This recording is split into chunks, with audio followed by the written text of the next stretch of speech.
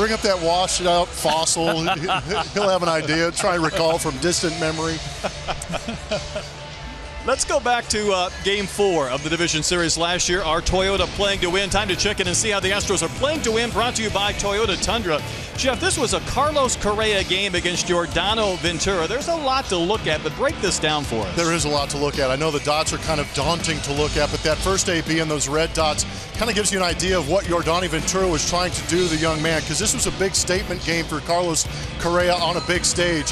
But they tried to bust him in. 96 miles an hour is what Ventura could come at you with, trying to bust him up. Ended up hitting him with that pitch. I think it ticked off Correa a little bit, because you can see the blue dot right there in off the plate. That pitch came in there at 96 miles an hour. He turned on it, drove it to left center field. He didn't turbo hook it. He kept that thing well fair deep into the night.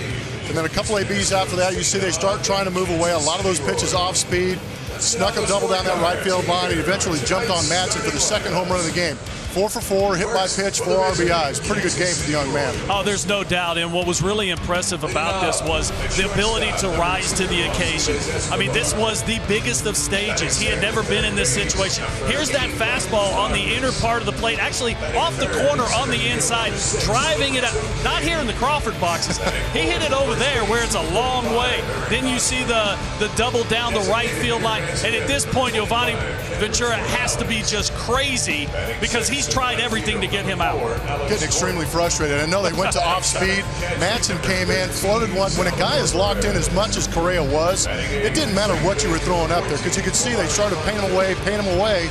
Any mistake they made ended up getting just annihilated. He might have Kelly leaked it. They tried to intentionally walk and step across the plate and hit a dinger. Isn't that the fun part, though? The back and forth matchup between a hard-throwing pitcher and a superstar on the rise, and the cat and mouse game that goes in between being a pitcher and a hitter?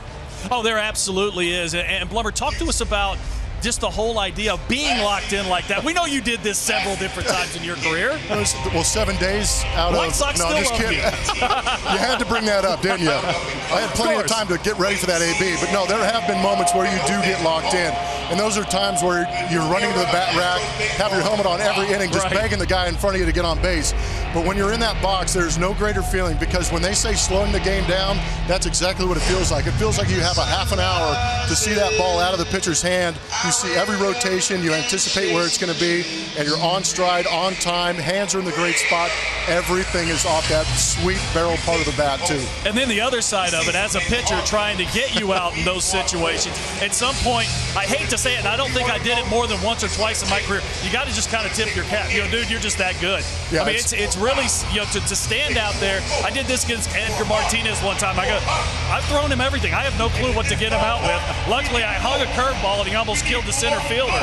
But it's just not a good feeling to be on the mound knowing that you got nothing for whoever's at the plate. Do you experiment a little more than you might normally do in that situation? Oh, absolutely you do. You make things up. I wasn't throwing a curveball at the time, and I threw him a curveball. Why not now? Yeah. And he probably didn't see the scouting report. Flip it out there. I actually had John Smoltz threw me a knuckleball, and he was yelling at me down the line. He goes, "That's all I had left." Yeah, and Smoltz would do that every once in a while. He would. Yeah. Hey, we could go on all day, but there's a baseball game coming up. Jeff Blum, Mike Stanton. When we come back, we'll check in with Julia Morales. It'll be the Astros and Royals from Minute Maid Park.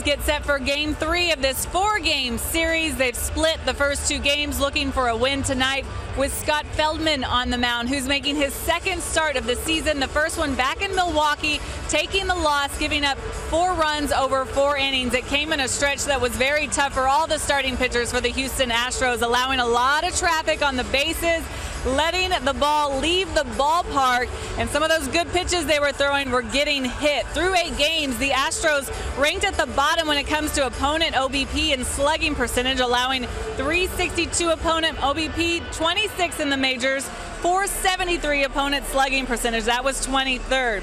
So tonight, Feldman facing the Royals, one of the best hitting teams when it comes to how they attack that strike zone. Hinch saying that he needs to attack the strike zone in order to get ahead, but you can't hang around there too much to let this team, the Kansas City Royals, feast on that. We'll see how it goes tonight. Game 3 of this series is coming up after the break. Feldman will take the mound, and Brownie, Ash, and Blummer will have the call next.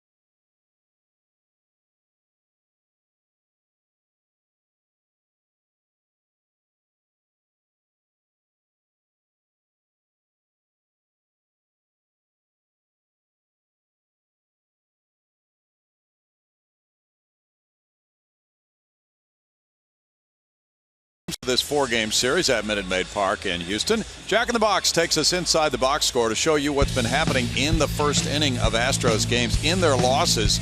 As you can see, at New York they trailed 6-1 after 1. They lost 16-6. And then the next day in New York, no score. They lost that game. They fell behind 3-0 after 1 in Milwaukee, 2-1 after 1 April 10th in Milwaukee, and last night they had a 3-2 deficit after 1 against Kansas City. So in 4 of their 5 losses, they have lost the first inning of games. Ash? Comes down to starting pitching. Last year for this Astros club, second best ERA among the starters in the American League, and this year starting out anywhere but close to that point.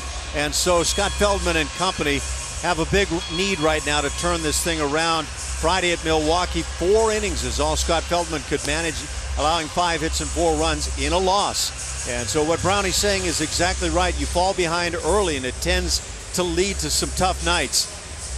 Against the Royals, he's 1-1 with a .320. And last season, a lot of ground balls came early in the games.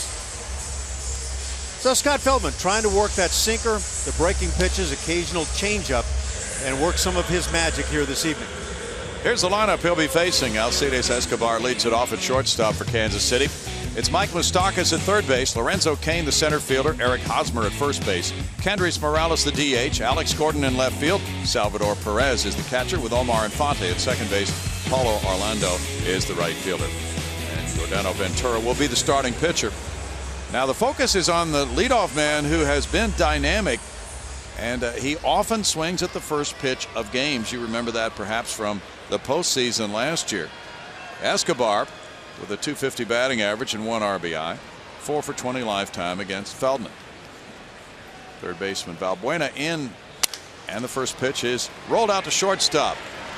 Carlos Correa turns it into out number 1. It's amazing how often Ventura will be pitching, but Escobar hitting that ball on the ground on the very first pitch of the game. Nice job by Correa to charge this ball. Speed going down the line. I was also watching the other end, Tyler White, some talk about the Astros want to get his glove out in front a little bit, and he did so very nicely. Watch as he takes this throw, even a little bit of a stretch. So Tyler White growing as a first baseman. Our mattress firm Super Mo, and see the very nice effort there by Correa. Ball 1 to Mike Moustakas, the third baseman, with 2 homers, 3 runs batted in, and a .214 average for the Moose. Moustakas is 1 for 8 in this series. The infield shifts around, playing him to pull as normal. Feldman's had good career numbers against this club. Ash told you about what he did last year. For his career, he's 5-3 with a 3.14 ERA against Kansas City, and you see the pitching breakdown there on your screen for Feldman.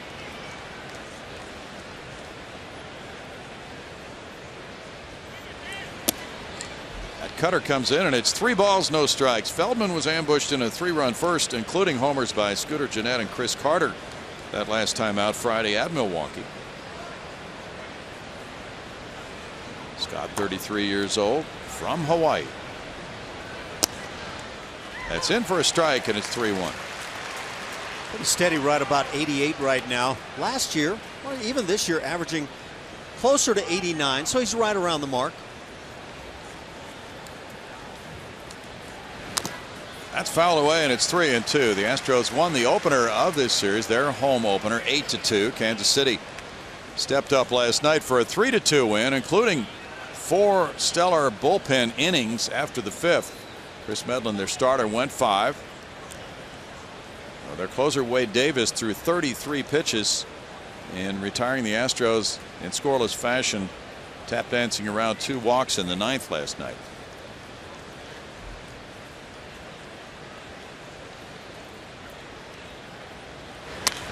Moustakas hits one out to right field on the run. Springer diving, and that one goes behind him and off the wall. Moustakas heading for second. Will check in with a 1-out double.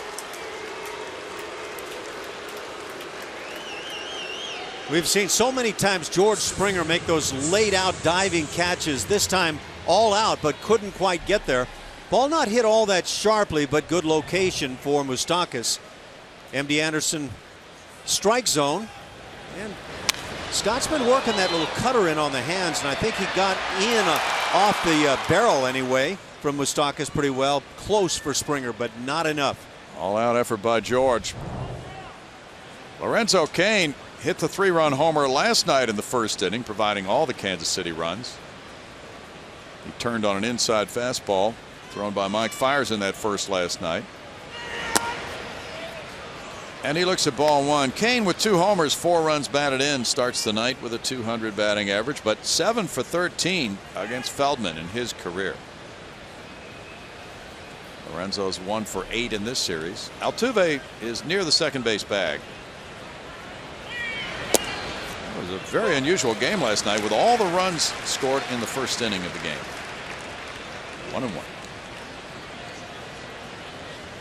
In Cain's career, he's hit .348 against the Astros for 20 games, 69 at bats. Happy birthday. He is 30. In for a strike. 1-2. Third in the MVP voting last year at age 29 for Lorenzo Cain. And he was an all-star, a native of Valdosta, Georgia. Best player on the World Series champions team, and so I imagine that's pretty fair in terms of the way Cain performed last year. He chases one and goes down on strikes. Feldman got him on a pitch off the outside corner. Well, the stuff right now from Scott Feldman looks better than the first time out, and it looks pretty close to what last year the second half showed from Feldman. when he dominated, especially the month of August. Obviously fooling Kane on this cutter. Eric Hosmer will be next. He's the team leader of the Royals. He is 4 for 8 in this series.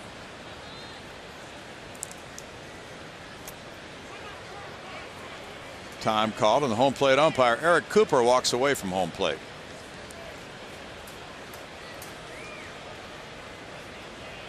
Hosmer has a 3-game hitting streak, 308 for the season.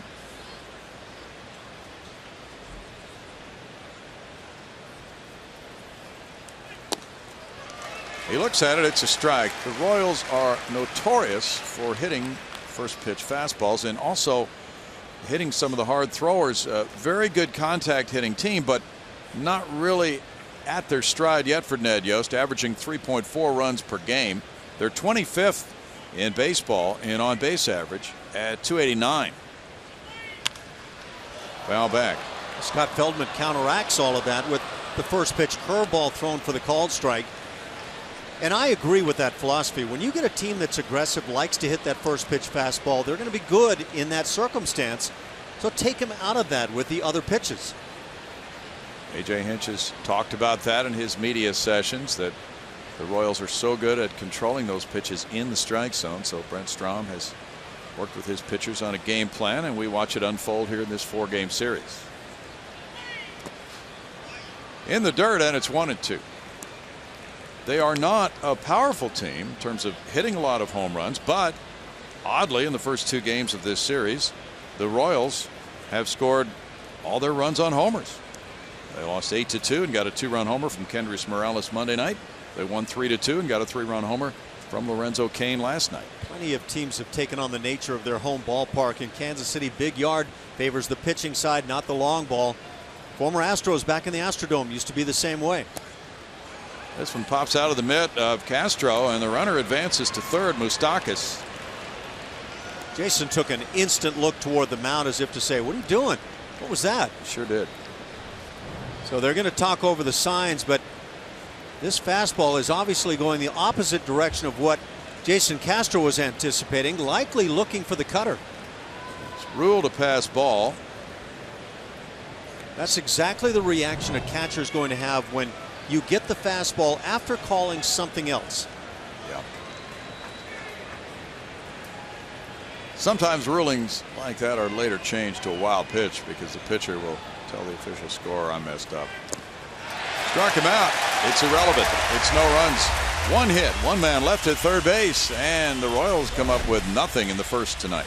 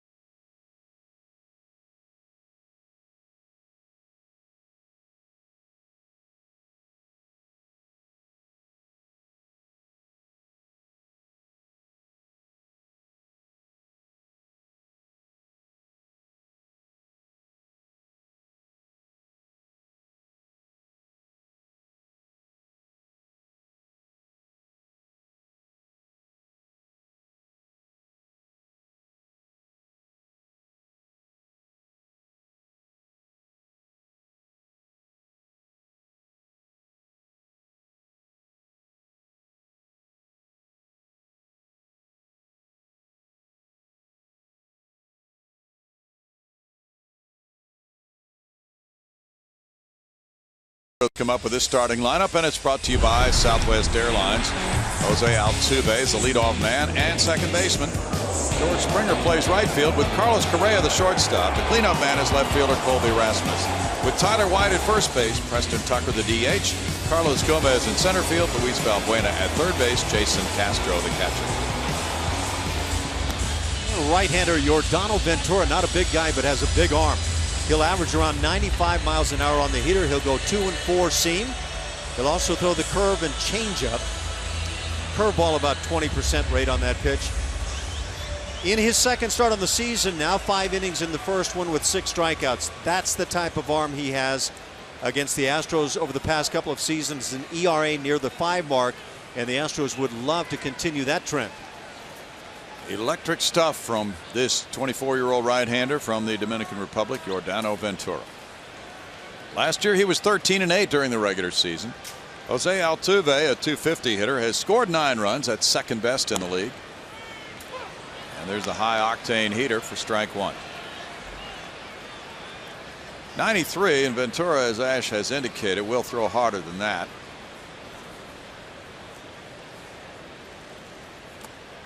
He bounces the curve, and it's 1-1. He can be erratic. In fact, in that first start, he got a no decision. In 5 innings, he walked 6 and fanned 6.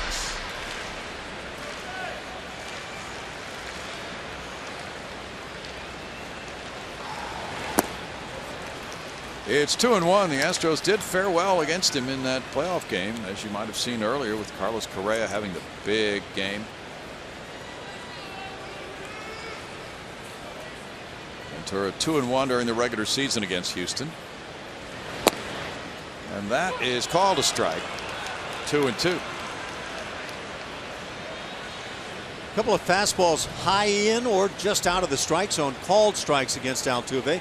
Generally, pitches Altuve is wailing on.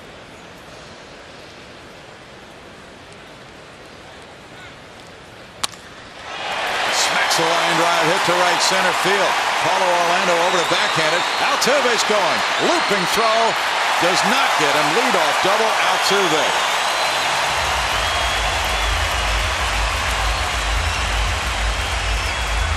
Yeah, that's just taking advantage. That's great looking Altuve style hitting. He gets another fastball up in the zone, drills it to right center, and then takes advantage, in my opinion, on a right fielder that may not have been all out on the play. Well, he was all out. He was just maybe a little off balance in trying to make the play. Altuve hustles to second base, and George Springer follows. Springer's on a 4-game hitting streak. 242, 1 homer, 5 runs batted in for George.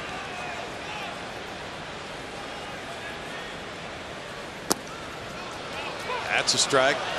Ventura, being so young, 24, and some people feel because of his inexperience he can be rattled.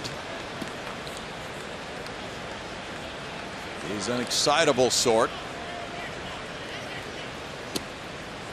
Drops it in for a strike, and it's 0-2. And he's been counseled by some of his older and wiser teammates to stay away from the histrionics. He caused a little war of hit batsmen with the White Sox last year that created some suspensions. Springer chases one way out of the zone and strikes out for out number 1. And now our Lexus defensive rankings. As we look at the outfield for these Kansas City Royals, Alex Gordon, known as one of the best left fielders in the game defensively, and yet not a great strong arm. So question mark as to whether you run. Same thing on Lorenzo Cain, who goes real well in center field. Paulo Orlando throws well, but we just saw him maybe get rattled and try to hurry a throw and threw ineffectively. Carlos Correa is 4 for 5 with a homer against Ventura, including playoff action. Strike 1 to Correa, who checks in at 355 with 3 homers, 6 runs batted in. He has 2 doubles. He is tied for 3rd in total bases in the American League. Gaudy OPS of over 1,100. Correa 4 for 9 in this series. He's driven in a couple. Carlos rolls one out to Infante. Altuve to third, 2 outs. Colby Rasmus comes up. That strikeout for the first out after a double to lead off an inning, just deadly. Rasmus has driven in 7 with a .360 average, 3 homers for Colby. He's in the top 7 in total bases in the American League. Excellent start for Colby. 4 extra base hits in his last 4 games. In this series, 4 for 8 with a homer, and he's driven in 3.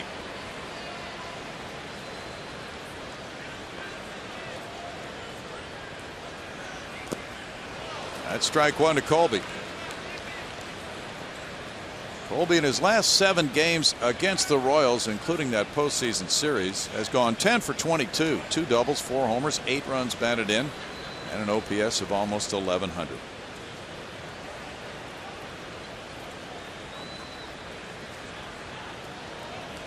Astros and Royals have split their 26 games here in Houston right down the middle. Rasmus, and that is a strike. Falls behind 0-2 in the count.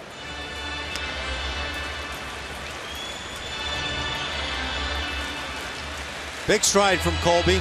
Sometimes you get geared to drive something, get something going early, and you start the bat too early.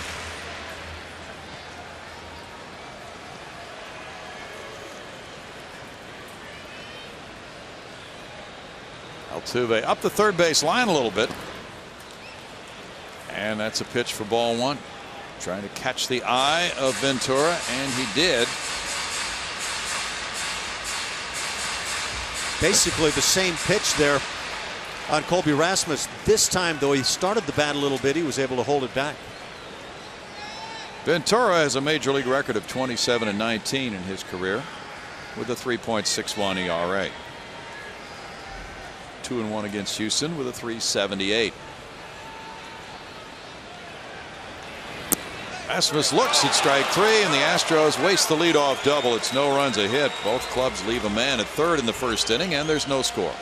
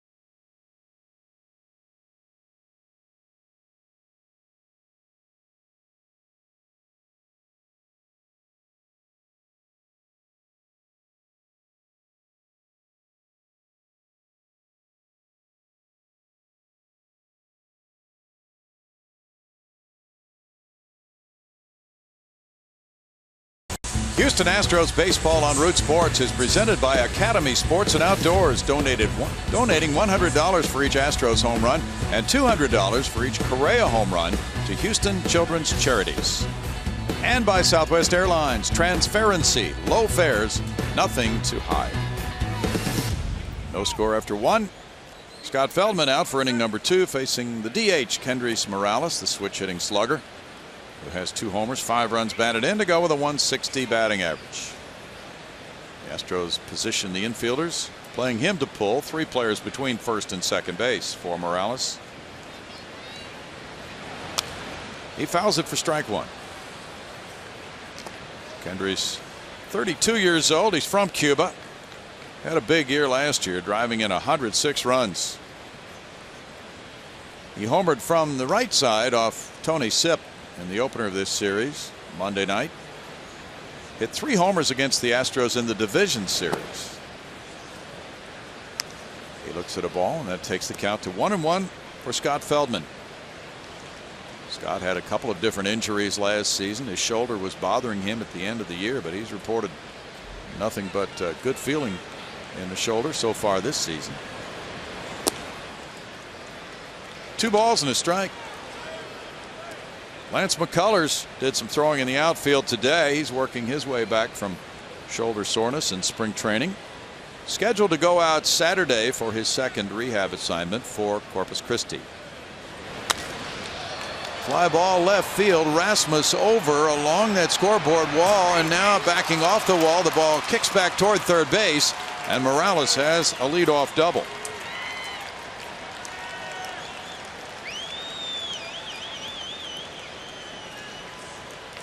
It's got to be a helpless feeling playing left field when you get this type of a ball.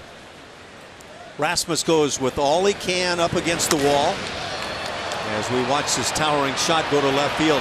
You go back to the wall and then realize you're just not going to have a shot, and now you've got to retrace and try to save things as much as possible. We could see that there wasn't a whole lot of need there, though, with Morales coming out of the box very slowly. He's in scoring position for Alex Gordon, who has 1 RBI in the early going with a .250 batting average for Gordon. Gordon's 3 for 7 in this series with a walk. Ball 1 upstairs. That carom shot for the left fielder here sometimes requires a play to be made by the shortstop going out. It kicks back hard toward the infield.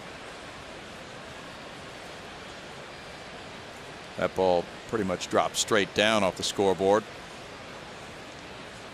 But typically Astros shortstops are trained to go out into shallow left field in case that ball comes hard off the wall back toward the infield, because the left fielder would not be able to get to it very quickly. Don't hear a whole lot of talk about this scoreboard in Houston, but to me it's a mini Green Monster. I mean, it's kind of in that same range in depth, not as tall, but every bit as tricky to play off of. It can certainly be tricky. There are certain dead spots and other live spots on that scoreboard wall, so difficult to gauge how far the ball will come back once it hits that wall. We've seen it punch out the panels where those scoreboard numbers are displayed. 2 balls and a strike. If it goes through one of those panels, it's a double. For me, that's one of the really tough aspects of playing this wall or Fenway is, as an outfielder, you go hard against those panels right there and you can really injure yourself. Looping liner, Altuve with the catch. 1 out. We mentioned Lance McCullers had a session earlier throwing in the outfield with pitching coach Brent Strom, getting tuned up to rejoin that Corpus Christi Hooks team for his next scheduled start on Saturday. Doesn't he look great? He looks like he is primed and ready to go. He's been reporting that he feels great. Salvador Perez has only Tyler White between first and second base as he bats. Altuve's over on the shortstop side of the bag. Perez flares one. Here's White digging, and Castro will get there and make the catch. Well done by Castro on out number 2. White would not have been able to get there.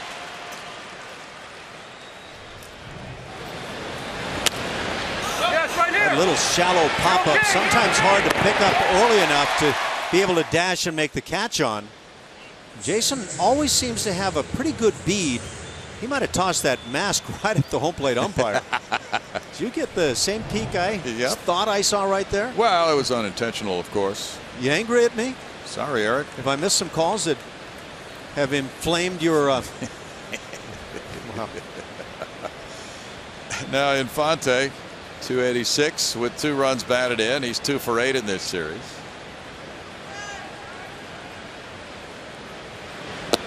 Feldman deals, and there's ball 1. Scott works off the extreme first base side of the rubber.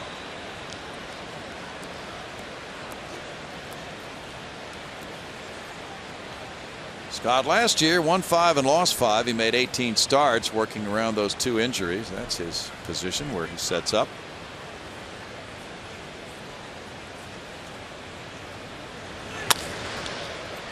Correa fields the grounder. Takes care of out number 3. Second double of the game for Kansas City. Both runners have been stranded. No score.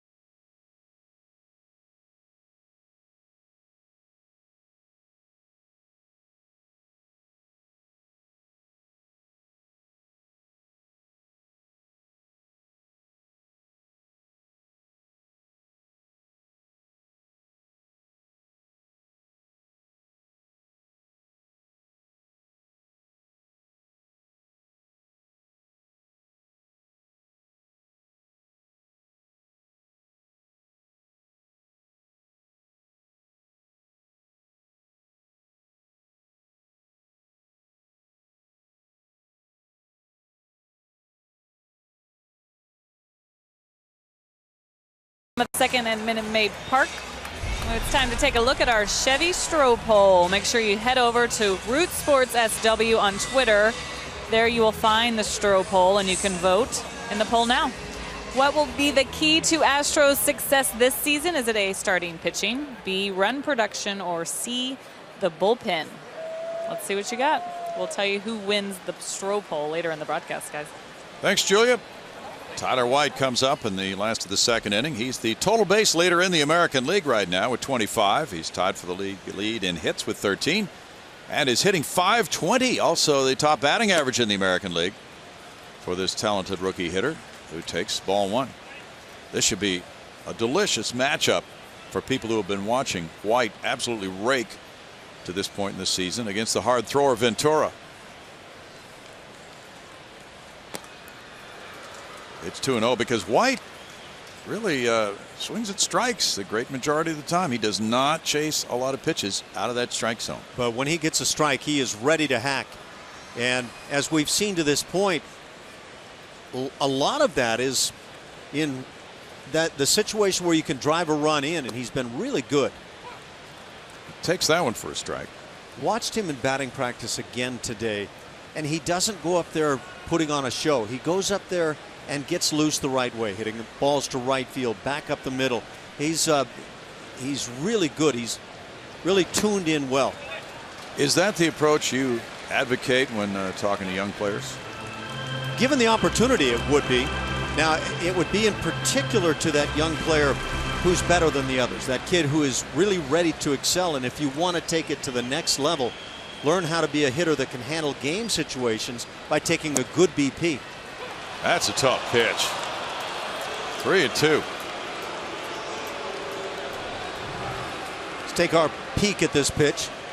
Fastball, well, it shows that it catches the strike zone and at 96. Perez just kind of dropped the mitt and snatched it. Well, he's a big target back there, isn't he? He is. I'm not sure all pitchers like that. Some do. Some pitchers like that smaller target that they are able to hone in on. Yes. Like Brad Ausmus. Yep. Foul ball. He didn't quite hold it for a foul tip strikeout, and White is still alive at 3-2. It's a different look right now. You're looking at this guy that brings the gas. You'll see it from the bullpens, but that starting pitcher that goes 96 like this and bringing that low heat, it's a different look.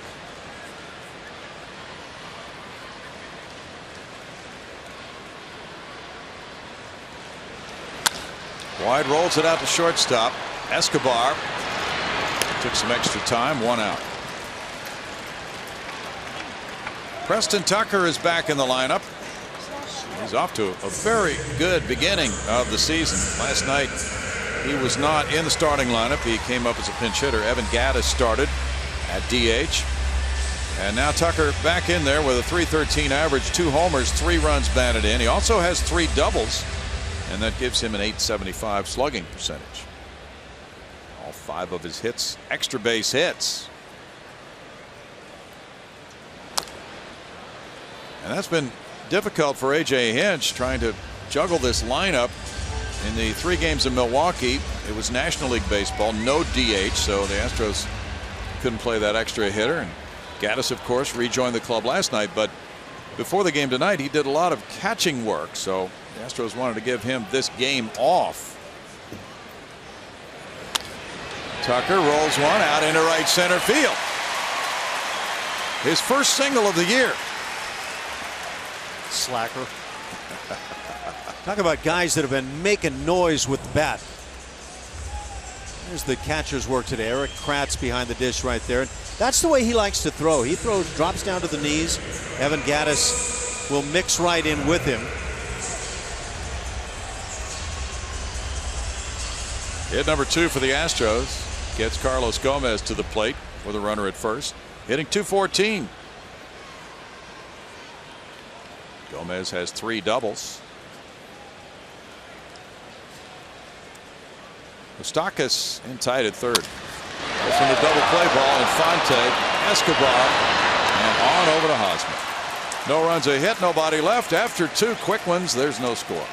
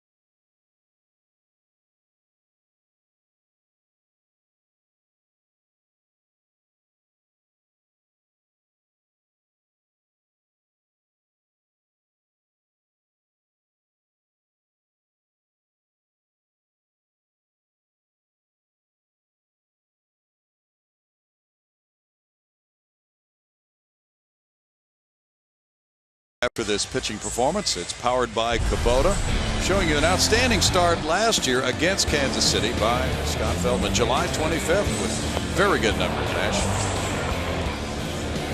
It's hard to say what the key is for Scott Feldman, but what I would assess with Scott Feldman is moving it around, up, down, in and out, mixing directions of pitches, and that's pretty much what we've seen here this evening with Scott.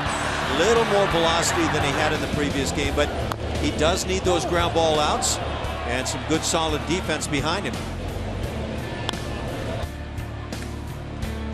Defense like that from Carlos Correa never hurts. Paulo Orlando leads it off. Orlando at .364 takes strike 1. Orlando has 1 RBI. Gerard Dyson is on the disabled list. He is an outfielder who figures to be platooning with Orlando once he gets healthy. Feldman also had a really good start at Kansas City in May of 2014. Showing bunt. Orlando takes a look at it. 1 ball, 1 strike. So Scott has really mastered pitching well against this club with a number of career appearances, 18 of them, 11 as a starter. He beat Yordano Ventura in that game in Kansas City in May of 2014, 9-2, giving up 2 runs in 6 innings. Drops the curve in. It's 1-2 for Scott. I like what Eric Cooper, the home plate umpire, is doing, moving along with the catcher. When the catcher sets up away on the right-hand hitter, for example, Cooper moves and settles his eyes in closer to the center of home plate than a lot of the umpires do that stay right on the inside edge. Do you think the umpire gets a better look at the strike zone by setting up in the middle of the plate rather than on that inside edge? I would think so. For me, if you pinched me off the catcher's left shoulder inside corner in this scenario and kept me right there, I don't know how I could honestly call the outside edge. Fastball flared foul. Still 2-2 for Scott Feldman. Now the old American League umpires, back when the outside chest protector was worn, the balloon, whatever that was called, they'd set up right behind the catcher, right dead center on the plate. A lot of people said that didn't enable them to see the low pitch. I'm not sure I believe that, but different styles. Looked like a cutter, and he got a strikeout, number 3. Effective pitch for Scott Feldman to this point this evening. He's throwing it hard, crisp, and in good locations. A little more of that early afternoon workout with the catchers. A.J. Hinch, former catcher himself, working with the guys. And, of course, Eric Kratz again throwing. There is our man, Evan Gattis, getting a little work in. And he's not bad back there at all, and he's got a good, strong throwing arm. 1 out, and it's Escobar batting. Escobar takes, and there's strike 1.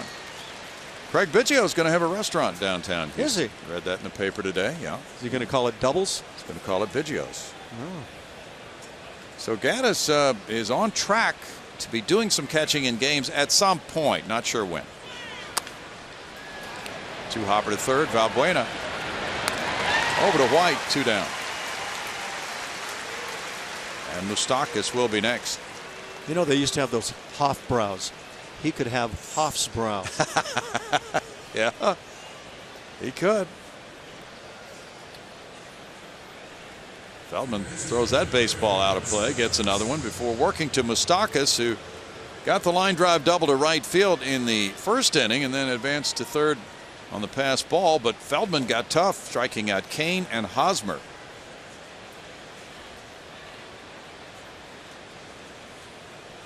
Royals are 4-0 in 1-run games and 5-2 overall. There's strike 1. They are tied for the lead with the White Sox in the AL Central coming into play today. No score tonight with the White Sox in Minnesota in the middle of the 3rd inning in Minnesota.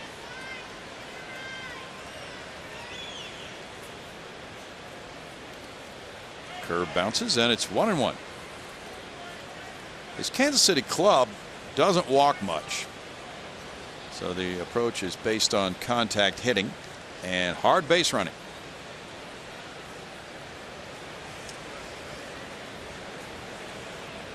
You know, they scored less runs, Kansas City, last year than the Astros did, and gave up more runs than the Astros pitching did. And yet they won it all. Interesting. They were fortunate when you look at that Pythagorean theorem and how many fortunate wins you come up with. They won 1-run games. And you know, they just continue to do so right now. And I would credit number 1 for the Royals, that bullpen. Is that theorem something you learned in high school? Well, I think I heard you talking about it years ago. Right. We've had many mathematical conversations, Ash. 2 and 2. None of them have led to anything positive, I'll say that. Yes, we've discussed pi r squared at great length on those road trips. All the different nuances of it. It's 3-2. I don't think you can fully understand baseball today without being a mathematician, right? It's a mandate.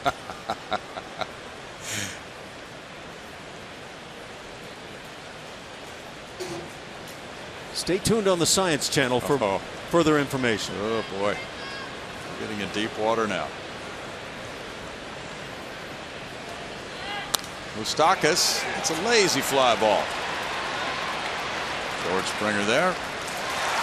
1-2-3 in the third for Scott Feldman. No score at Minute Maid Park.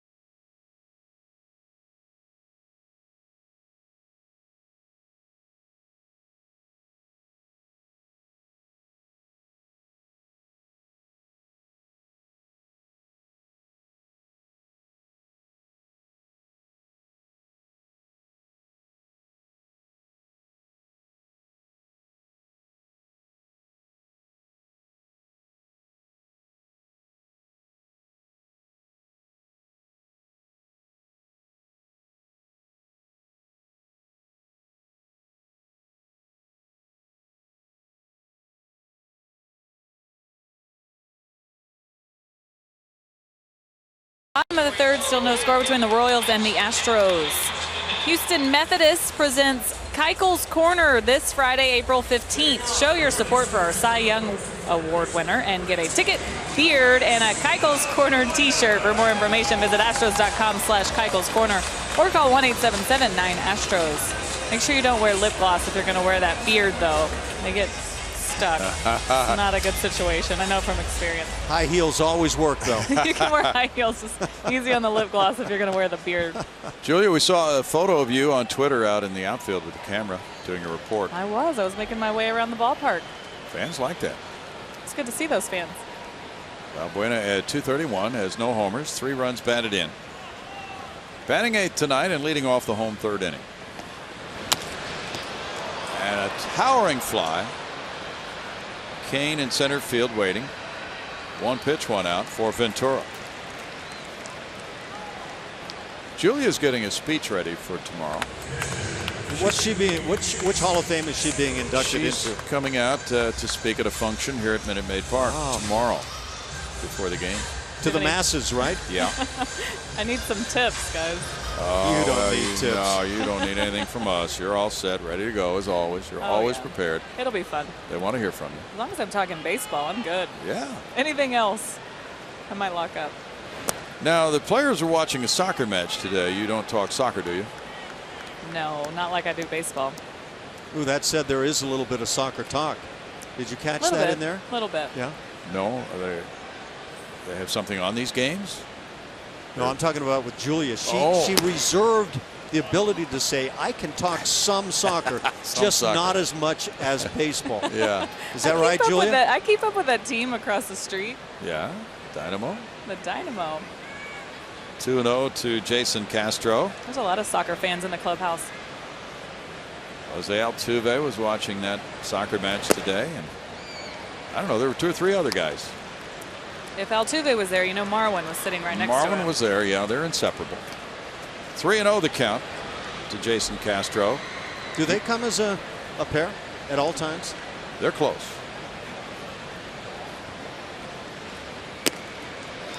That's a 4-pitch walk, and Castro 4 for 11 lifetime against Ventura takes the stroll. That's the first walk of the night for Ventura. The Astros have had a base runner in each inning so far. Altuve became the first base runner for Houston tonight. He worked the count to 2-2 and then lined a double to right center field. Happy birthday wishes go out to 9-year-old Gabriel Icaza. He came up to the booth before the game tonight. Good looking young man, too. Yeah.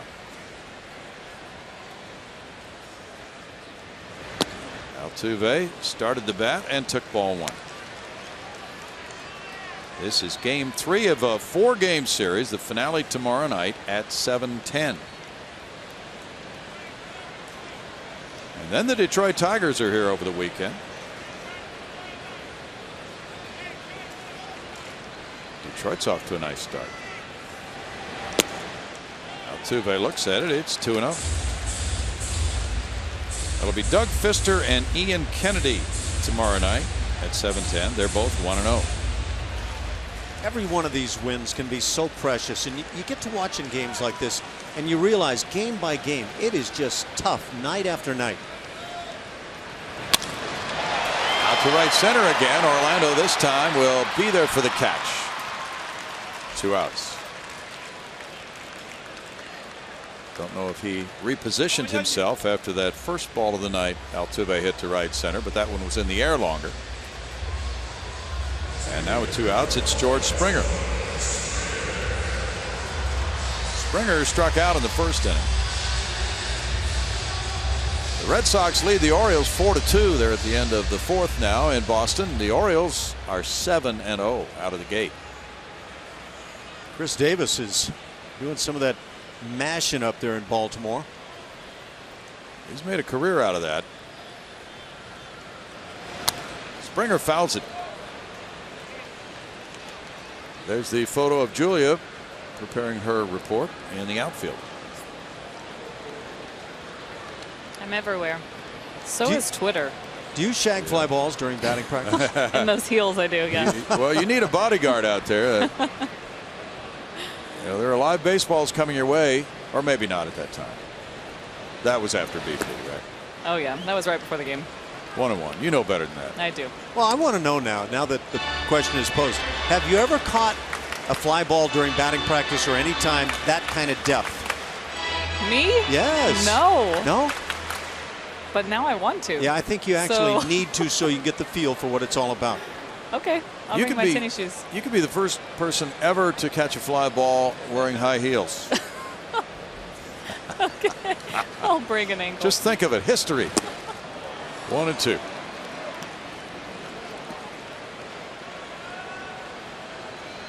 I wonder if there are any outfielders just not willing to say that they've caught fly balls in high heels. So when does early work start for us tomorrow, Ash? Well, I don't know. You name it, and I'll show up slightly thereafter. Okay. Out to center field. Kane in for the catch. And it's no runs, no hits, and a man left after 3. No score.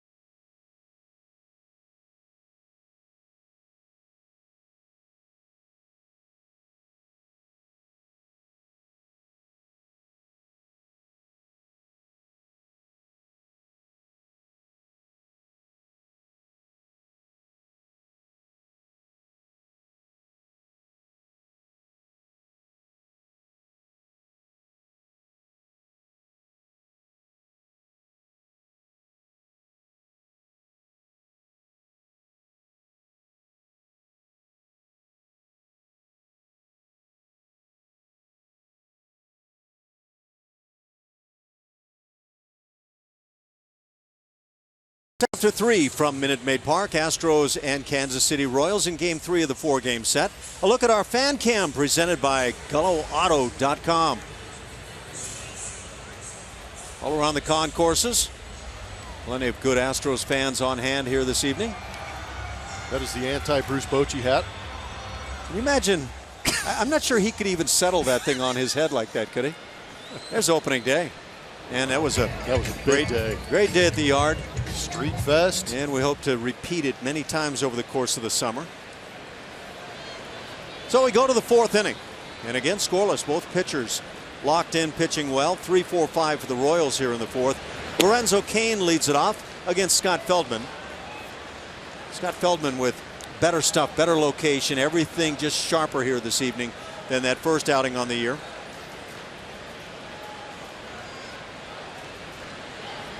Cain struck out his first at bat in the 1st inning. Hits a fly ball to right field. George Springer with the catch. George made a little move there with the glove, shielding his eyes. And I think he's had some concern about the new lights, and they are really bright and they make it look great in here. But I think the outfielders, maybe infielders as well, but outfielders might be still adjusting a bit. I think that's completely true. But George has the opportunity to play here on a regular basis. Just a matter of time before he becomes accustomed. You can see the adjustments he is making. No matter if the ball's a low line drive or a high fly ball, he's got the glove up shielding those lights, because if you look directly at them, they can get extremely bright. Now I would imagine that if there is a little bit of an issue as the home club, you could learn to take advantage of that in a ballpark like this. Absolutely.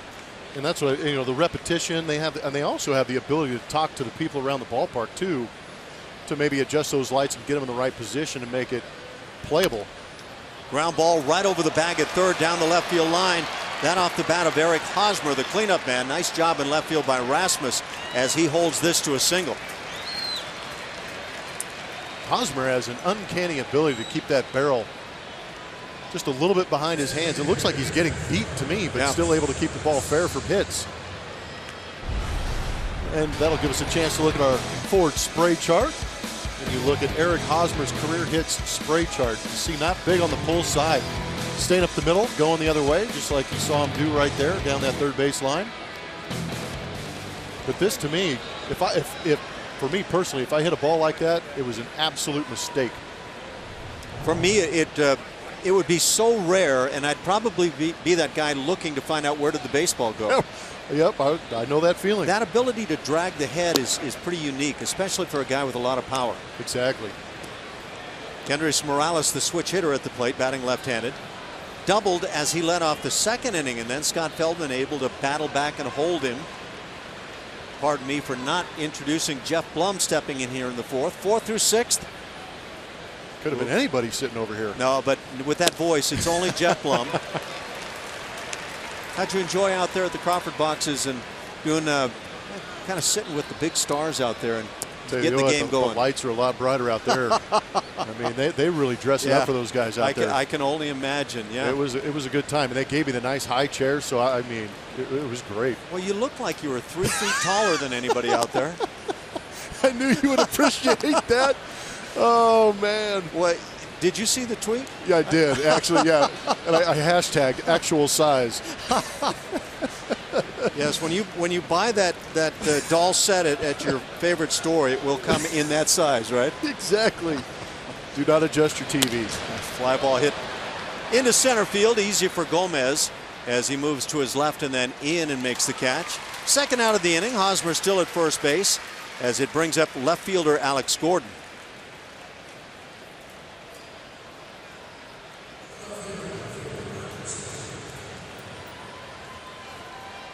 It's hard to define sometimes what is the difference between a rough night for a pitcher and a night where, like right now for Scott Feldman, he looks sharp, and it looks like he's fallen back into that routine that set him up for a great August last year.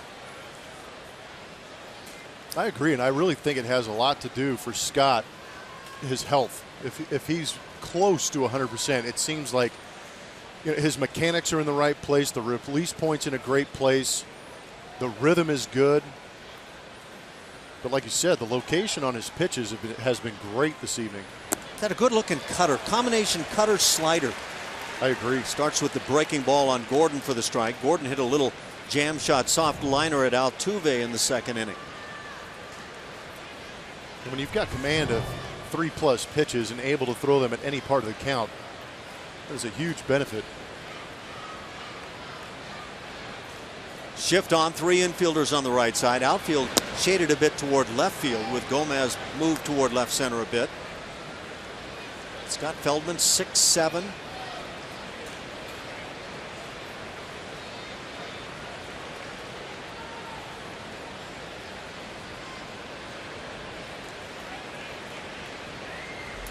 Jason Castro behind the plate again tonight. And again down and in to get the strike. It's 1-2. And what's unique with that cutter down and in to left-handed hitters, just saw the swing over the top from Gordon, is that he can throw the flat two-seamer now. Maybe lock up Gordon thinking it's going to be a cutter, and that sinker will run back over the plate for a strike.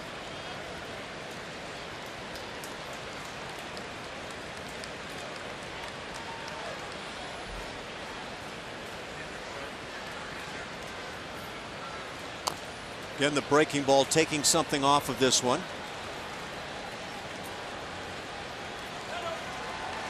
Feldman matched up in a tough one here this evening with Yordano Ventura, who has good stuff up to 96 fairly consistently. The changeup for me from Ventura has been unreal. That's really turned into quite a pitch. Wow. He's got the over-the-top curveball. But when you can consistently pitch at 96 with your velocity, that's tough to adjust to as a hitter.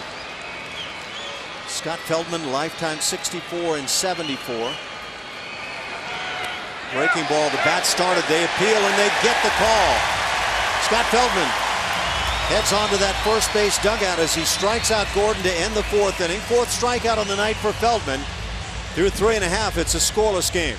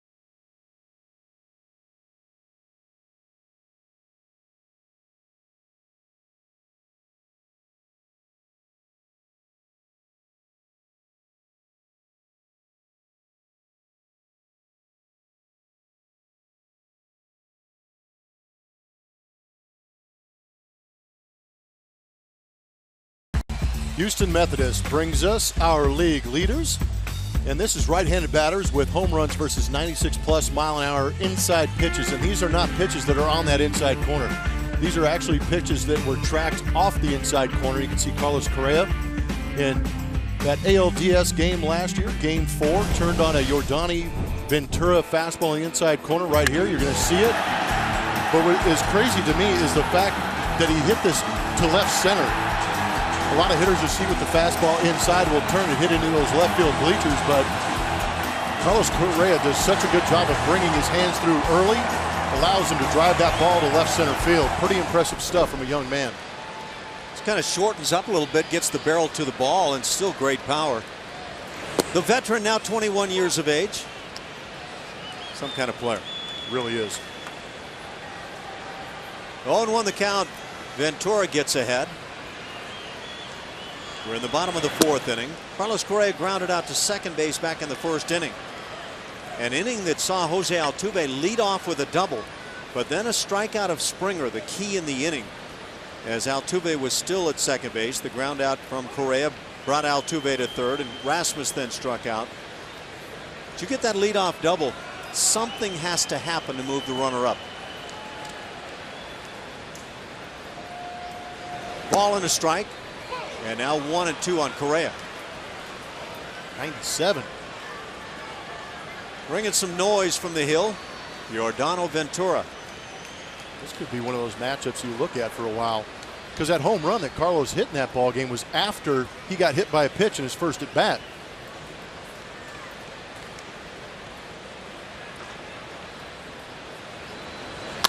Correa stays on it, hits it deep down the right field side at the wall. And the catch made right up against the wall by Orlando in right. And ever so close from Carlos Correa. Give you an idea how good this kid is. Watch how he holds the hands back. Remember, he's gearing up for 97 because he's in a 2-strike count trying to defend, but still big enough and strong enough almost to drive it out of Minute Maid Park. Look at the angle of the bat going through the zone too. And that's an angle that some of the really good hitters through the years have used. That's actually a really good point. A lot of hitting coaches now will talk to that point of the attack angle going towards the baseball. And like you said, Ash, very few can have that ability to do that on a pitch like that. The first guy I was keenly aware of doing that was Will Clark, where you drop the barrel of the bat way below the hands. And so if the ball hits one side, top or bottom of the bat, it's not ground ball, fly ball, it's left or right. Yeah. And it really changes all of the dynamics of hitting. Rasmus swings through the high heater at 97. Now, I was never really able to employ that, but to me, with a guy that's really strong, that's an intriguing style of hitting you could employ. No, I agree, and I think this day and age too, they're also starting to break down the swing so much that they are looking at angles of bats going through the zone. Fly ball into right center field. Kane's there to make the play. A couple of fly outs in the 4th inning. 2 outs for Tyler White.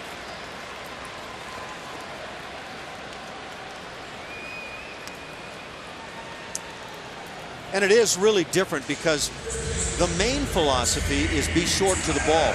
And that means barrel from where you hold it comes as directly as possible to the impact zone. The other style is a different look, but yeah, whatever works for you, I guess. Yeah, well, essentially, I remember I was always taught short to, long through. Create the extension through contact will give you some of that extra pop. That's not comfortable. 96 up and in. To the rookie. This is no rookie. The beard would indicate that. Grounded out to shortstop as he led off the 2nd inning, did Tyler White. And with that ground out, hitting .500 on his season. 3 homers, 10 RBIs. Does some of the little things really well. I was talking earlier about the way he took batting practice, not only today, but every day. Using right field, using center, just kind of staying on baseballs, and he just looks like a guy who knows how to prepare for a game. Yeah, it's one thing to have talent, but if you can add the knowledge and the ability, that's a pretty good combo. Already owns some of the Astros rookie records offensively. 1 for 3 with an RBI last night.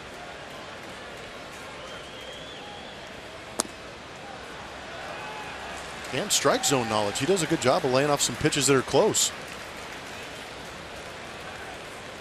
And again, to me, it's not take first, swing second. It's swing first and aggressively, but he just has a good eye. That tells you he picks up the ball early out of the pitcher's hand. And now the count's filled. He's become the first American League rookie position player to earn the opening week Player of the Week honors. Well, pretty good stuff already in the career of Tyler White. Go back to the beginning of spring training. He's just one of the guys mentioned in that battle for first base. And if he keeps this up, I'm not saying 500 average the rest of the way, but if he keeps producing in this lineup, you have a potential for back-to-back Rookie of the Years. Well, if you make that call this early, I'm going to follow that one closely. Put me on there. I'm going to call it. Gets a piece and fouls it off the right side.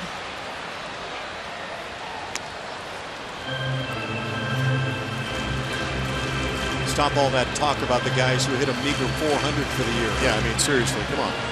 Do something. Well, Tyler White's been doing something. 13 hits already. And playing a good first base. Good swing on the high pitch. Fouling it back.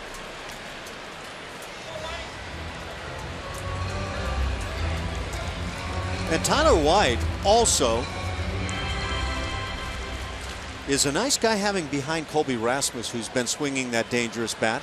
I think that's been a huge bonus having him behind Colby. And it doesn't matter with all the right-handers on the mound. Off speed, and he gets the strikeout. Diving action on that pitch. Strikeout number 3. It's still scoreless.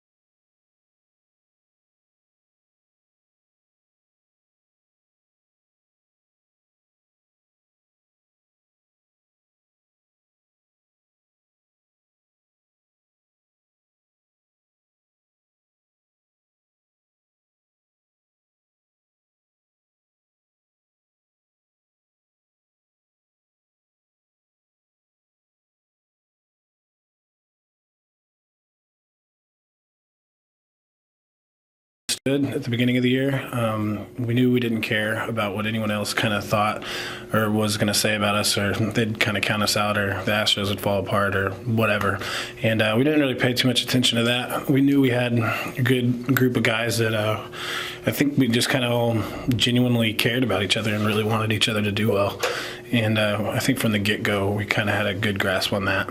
And it was a blast. It was a really fun year. That was Evan Gattis with the Geico quote of the game. Still had the beard rocking back then. But what he said there, he said that so many times last year and was so excited to get back for 2016. Of course, the injury set him back a little bit. Happy to be back. He had to watch opening day from afar, and he said that was really, really strange, but good to be back with the club. And you guys mentioning he was working on his catching early today. AJ saying he's caught before, you know, I mean, this isn't new for him, so it's just a matter of getting the feel for it. And Gattis is pretty sure that he'll be able to catch here pretty soon because he's been working on it at spring training. So it's just a matter of getting in shape and getting back there and getting ready to go, guys. Thanks, Julia. And I think that's right on the mark in terms of Evan Gattis and this effort to get his catching going again. It's not a brand new thing. It's something he's done. And he's better than you might think for a guy that was a DH much of last year. That's good news. It is good news. And big right-handed bat that you want in that lineup, and if he can relieve Castro and provide some defense behind home plate, even better.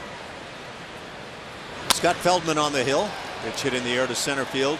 Tracking is Gomez to make the play, and out number 1. That was Salvador Perez, the 7-hitter at the plate. That'll bring up Omar Infante. Taking a look at Scott Feldman. Last time out against the Brewers, it just did not come together. Well, again, we saw Colin McHugh have that rough start in New York. Feldman the same way in Milwaukee, but McHugh made the adjustment, and so far it looks like Scott Feldman's figured it out here in Minute Maid 2. Second start on the season, made 18 last year. In fact, Feldman in his first season, 2014 with the Astros, 29 starts, he was 8-12 with a 3.74 ERA. So that ERA would say he pitched well.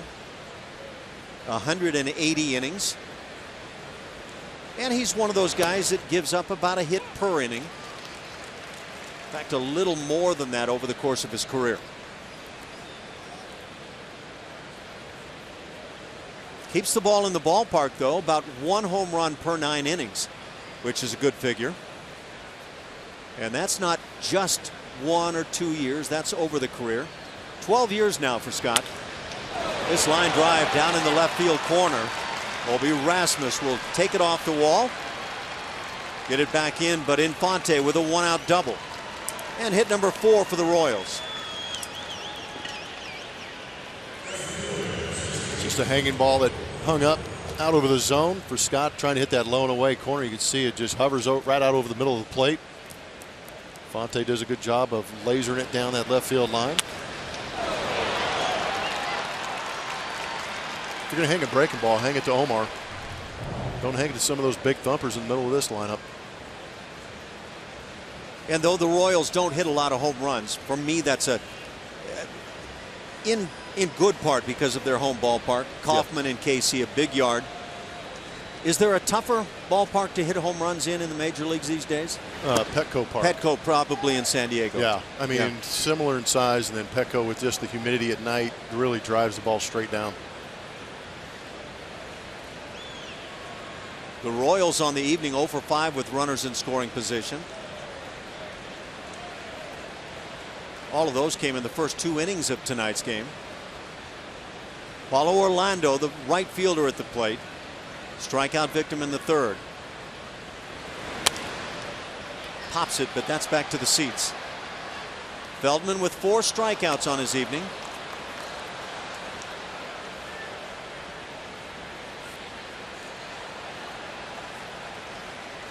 Orlando doing a nice job for KC, hitting .333.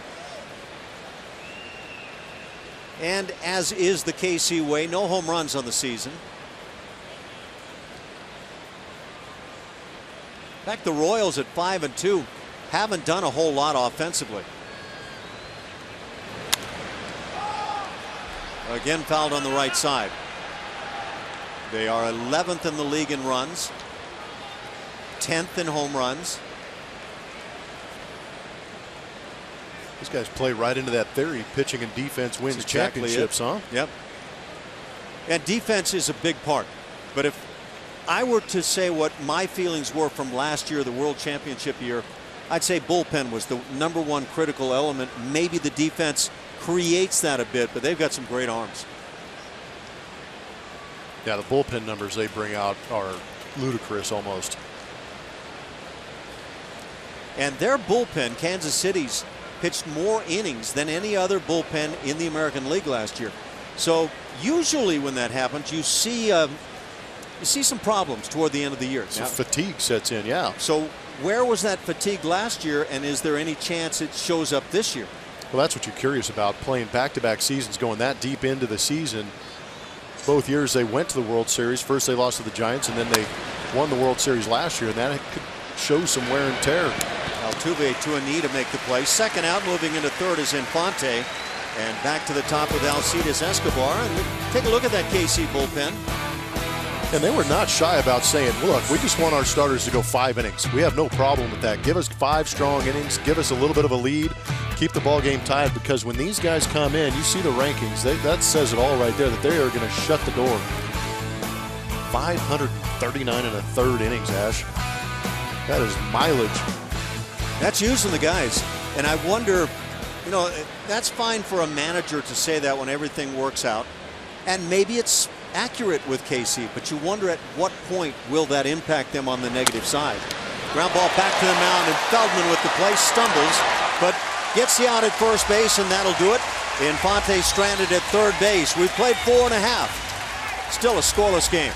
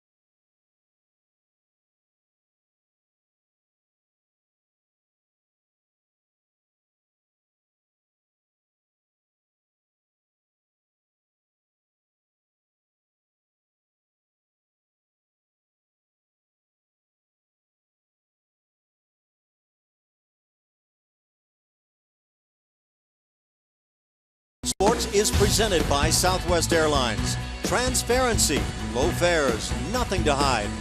And by Toyota. Let's go places. Played half a ball game scoreless here in downtown Houston. 4 hits for the Royals, 2 for Houston. Jose Altuve with a double in the first inning. Preston Tucker had a base hit in the second. It's Tucker leading it off here in the 5th.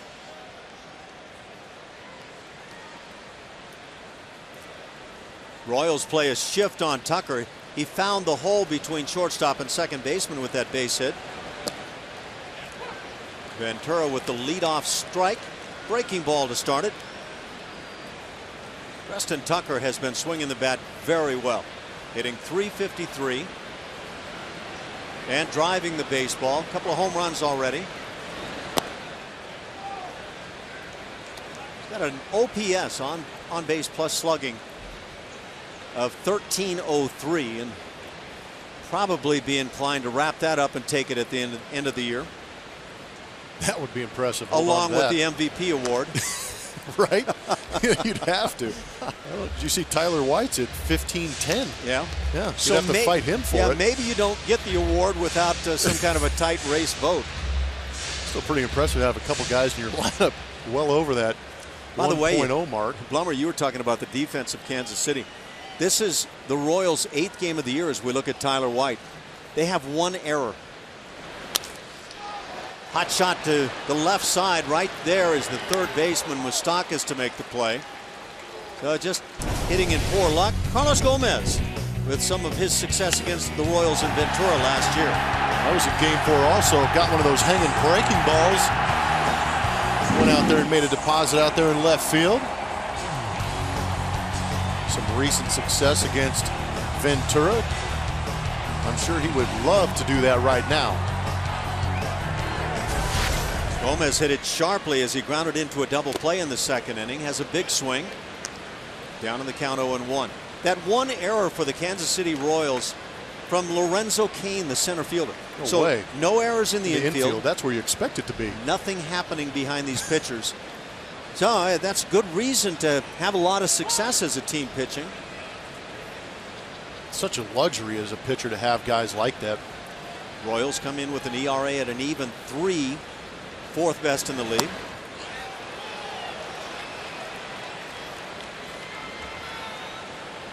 Oh, and 2 the count on Carlos Gomez, batting with 1 out here in the 5th inning. That is what you call pulling the string. Swinging at 96 and getting 86. He was in front, no doubt, and then takes the heater just away. 98. Wow. Ventura is not tiring. He's used to throwing a lot of pitches in games, and that is dangerously close. Smile on the face of Carlos Gomez. Thank you very much. Is there ever not? Well, he loves playing the game. There's no doubt about it. Might not be smiling after that. Yeah, down on strikes. So Gomez 0 for 2 on the night. That's the 2nd out of the inning.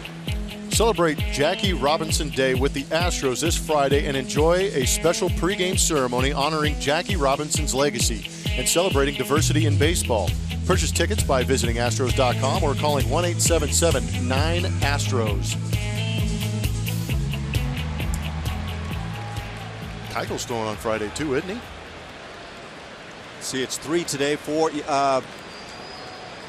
It's 4 today. Yes, Keuchel on Friday. Wow, it's a big day. Keuchel's corner, right? A lot of good stuff. Hey, there he is. The myth, the man, and the beard. The legend. As it grows. Ventura at the plate. Make that Valbuena, excuse me. Start dealing with the beard of Dallas Keuchel and you just get all messed up. You can get lost in it. He's got easy team leadership now with Evan Gattis dropping that whole game. Good point, yeah.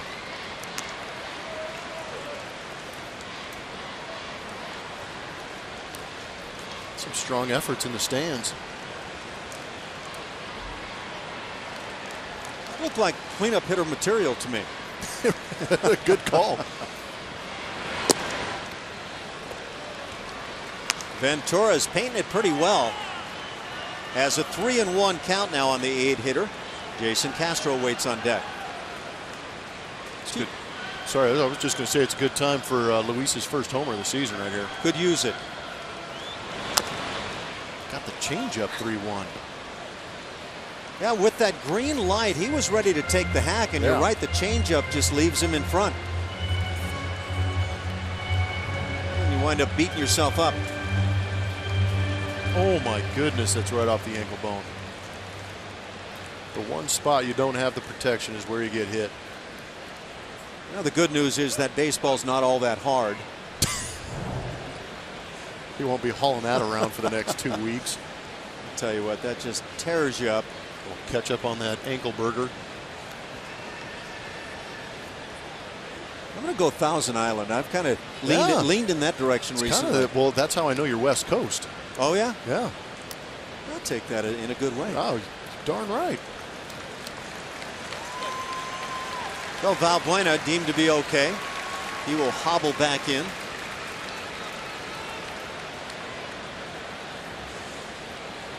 Three and two the count.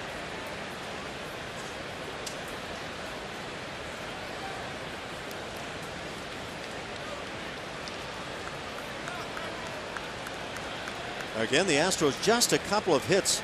Leadoff double by Altuve in the first inning. And then Preston Tucker rolled a base hit through in the second. That's been it. One walk has been issued until this one, as Valbuena takes the jog. He's aboard with 2 outs for Jason Castro.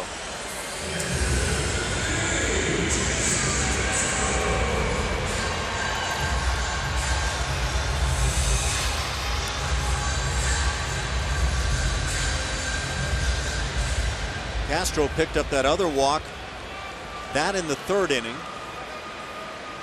Trying to find his way, hitting 100. Takes the heat from Ventura. Backed off a little bit at 94.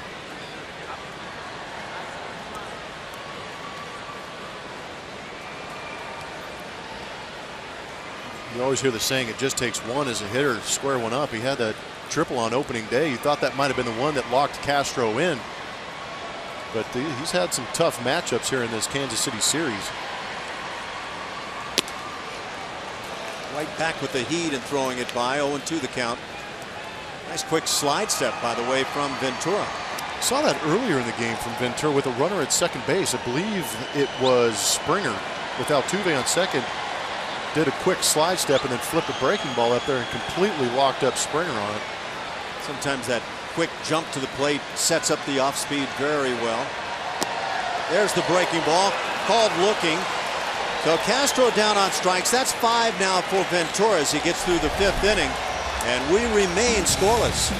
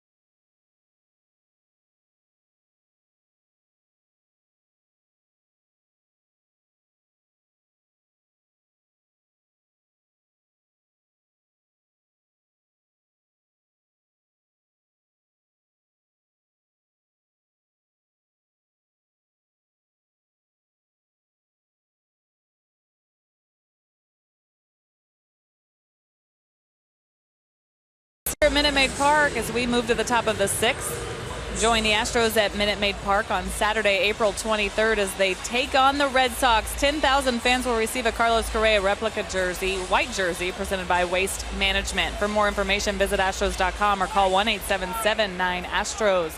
Scott Feldman back to work, and before the game, all we heard was he needs an efficient game, not for just Feldman for this team, but also for the bullpen. We've been talking about that the last few days, but guys, you'll have to tell me what you see from up there, but as far as pitching goes for Feldman, I was told that he was working the corners too much in his last start. Needed to get in the zone, attack some of these hitters, and that would help him today. I'm not sure what you're seeing up there. You'll have to let me know. Well, my comments would be more than efficient tonight, and I think he's still working corners. He's just hitting them well right now. I completely agree. The command is there. Sometimes when you're feeling less than strong, command is not a part of your game either. Cold weather can be a part of that. It's amazing how on the road too, the issue of how the balls are rubbed up. Yeah. You know, for pitchers, if they don't have that good feel or that good grip, they, you know, may sneak into the cranium a little bit. Force them to overthrow maybe. Ball and a strike here in the 6th inning as Mike Moustakas leads it off.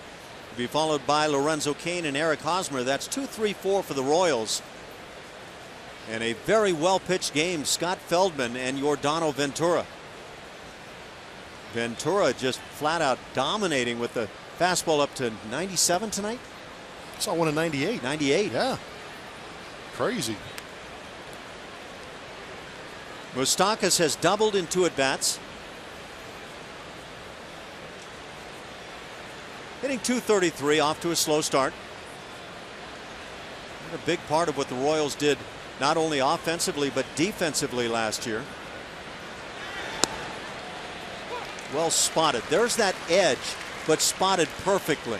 Real nice. Good movement on that sinker coming back. This is the 2-seamer from Scott. Painting that inside corner. So there's trying to work to the edges ineffectively, and then there's working to the edges very effectively, and the latter is what I see from Scott Feldman tonight. You see him trying to go back in there with that cutter. That can be deceiving because both pitches are coming out of the same arm slot, yet there's 2 different movements at a similar velocity. 3-2 count to the leadoff man here in the 6th inning.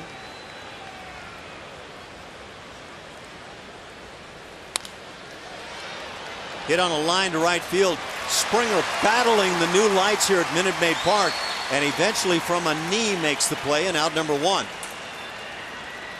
I'm not sure fans will ever understand how great a play this actually is.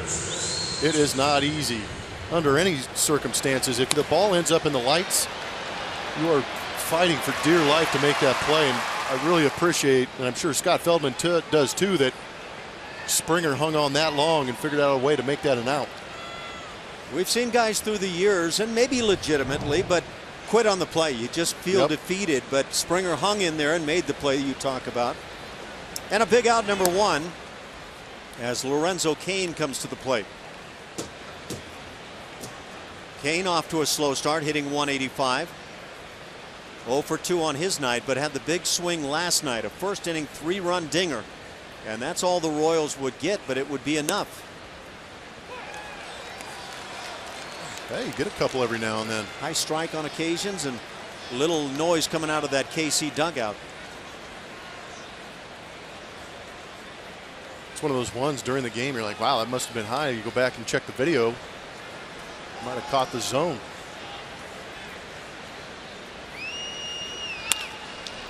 Hit sharply past the diving third baseman. Valbuena just unable to get to that ball. So a 1-out single. And it brings up the cleanup man, Eric Hosmer.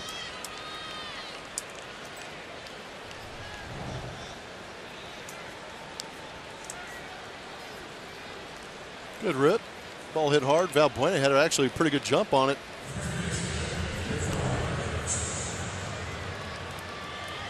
Next pitch will be number 75 from Scott Feldman. Hosmer has struck out and singled.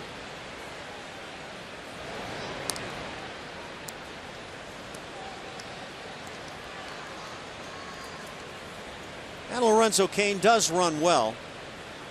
Has stolen one base, just one try this year.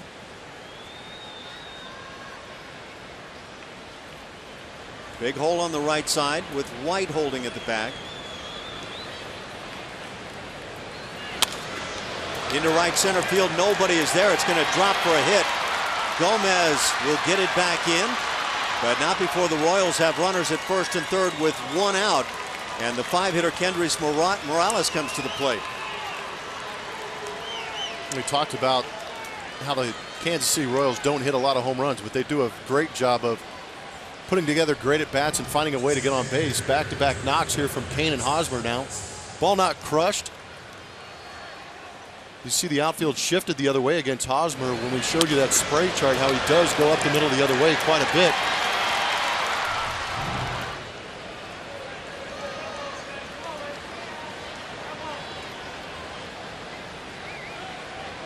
Scott Feldman could certainly use a ground ball for a double play to get out of this jam. Good guy at the plate for it, too. Morales doesn't run well at all. Doubled and flied out. Morales off to a slow start. Chopper handled by Feldman and then throws it down the right field line. After trying to freeze Cain, who now comes in to score. Being held at third base is Hosmer. Into second is Morales. And a very unfortunate play on a play that Feldman had a chance to get that key out while holding the runner. Self-inflicted wound. It's an E1. But Kansas City takes advantage and leads it 1-0. Instead of having runners at second and third and two outs. And Scott's been around a while, and he'll be the first to admit it, that with this ball right here, the choice would have been just catch the ball, plant your feet, and throw to first. Because like we had spoken about, Kendrys Morales does not run well at all. You have the time to catch that ball, set your feet, make a strong throw. There's no way that Lorenzo Cain was even going to think about coming home on that play. And now meeting at the mound with Brent Strom, the pitching coach. Yeah, you're right. You feel the play, and sometimes it feels like things are happening faster than they are. Morales, you pointed out exactly, doesn't run well at all. And I'm sure Feldman is already in that kicking himself stage. No, that's a fantastic point. The point about the internal clock we talk about sometimes. It does sometimes seem faster than it actually is. They're going to put Alex Gordon on intentionally, so he'll take 4 wide ones to bring up Salvador Perez, another guy that is ideal for the double play if you can get that ground ball.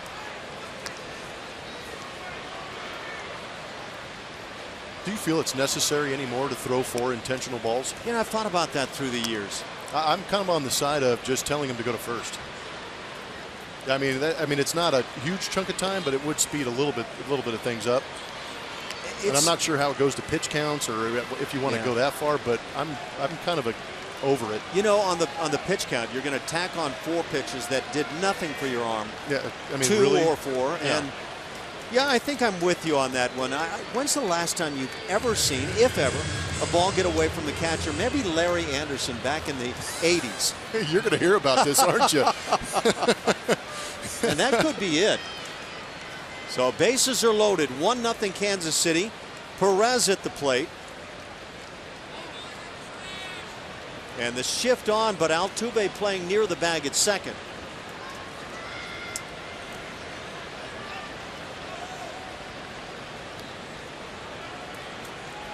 Feldman works it from the stretch.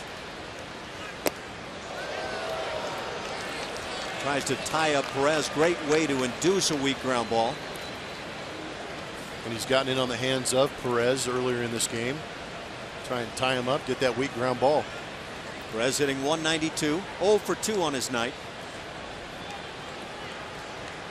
No RBI on the run there, as Feldman had held the runner at third base. Good breaking ball, evens the count.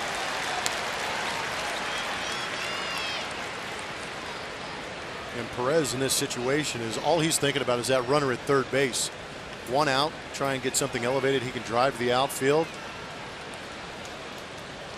And in turn, Feldman's going to try and get something that's going to lock him up or get it down on the ground. Drive to left field. Rasmus is back with room. He'll make the catch. Tagging at third and coming to the plate is Hosmer. He will score without a throw. And it's 2-0 Kansas City on the sac fly by Perez. 2 outs now with runners at first and second.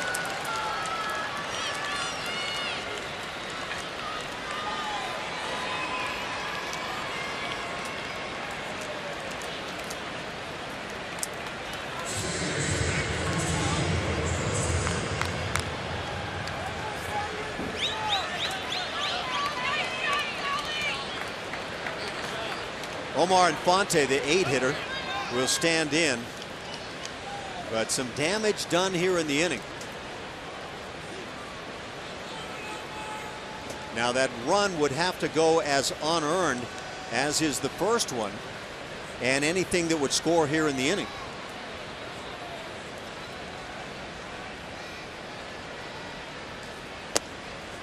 Again, the good breaking ball for the called strike.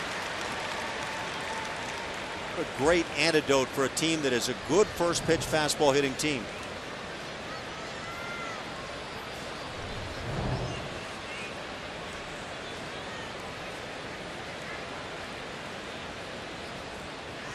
Infante has done well with the bat, hitting .304 on the young season.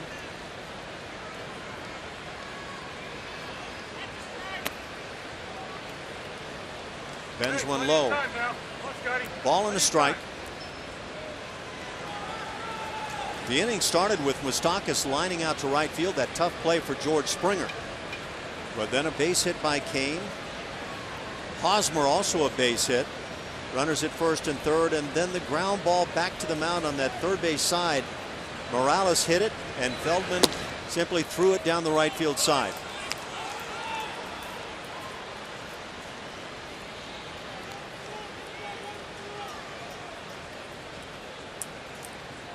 Paulo Orlando, the right fielder, waits on deck.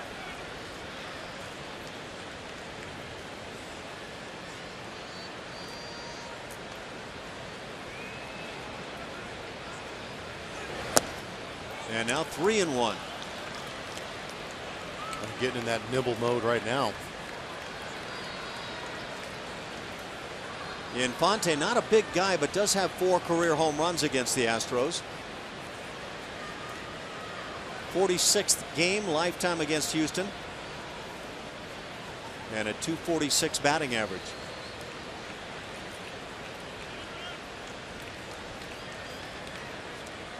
One for 4 in last night's game with a double. Pops it up on the left side. It is Correa, the shortstop. And that'll do it. But the damage is done. A couple of unearned runs against Scott Feldman. And he has nobody but himself to blame for that. Through 5 1/2, 2-0. Royals on top.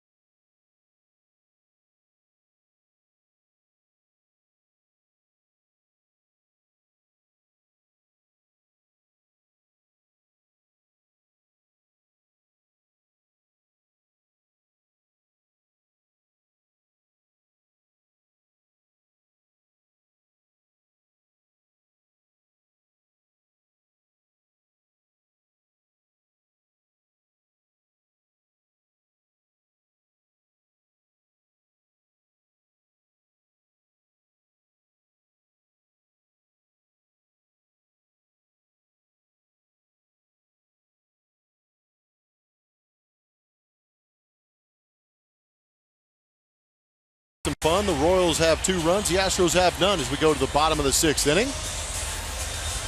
New to Houston and looking to get to know the city better with our Welcome to Houston package. We invite you to tour Minute Maid Park and enjoy an Astros game this Saturday. For tickets, visit astros.com/welcome to Houston or call 1-877-9-ASTROS. Get to look at Ventura's line on the evening, pitching extremely well, but pretty wide array, almost a 50-50 split between fastball and off speed. Some great numbers. 13 of those 16 pitches and 2 strike counts have been strikes. So he has been aggressive with the fastball, changeup, curveball combination, and he has been spot on with it too. He faces the top of the order for the Astros here in the 6th inning. KC on top 2-0. Altuve, Springer, and Correa as that first pitch gets away.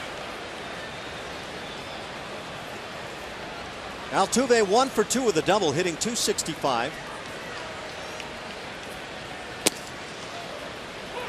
As a ball and a strike.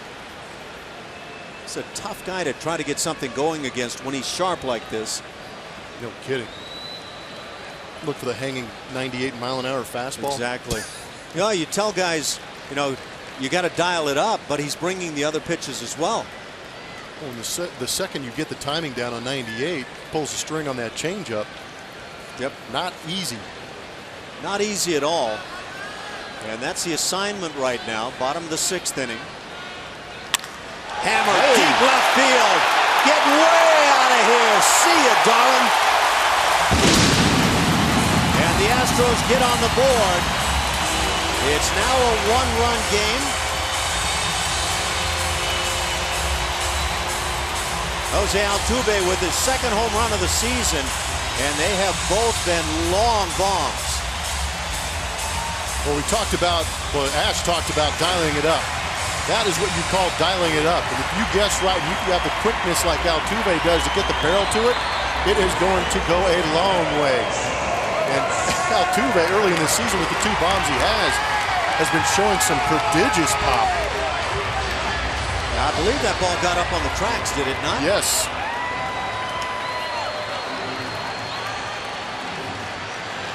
Little man is showing some cloud ability. Now, he had a big smile on his face the other day about the long home run in Milwaukee, and rightly so. This one, I think he'll say he got all of it.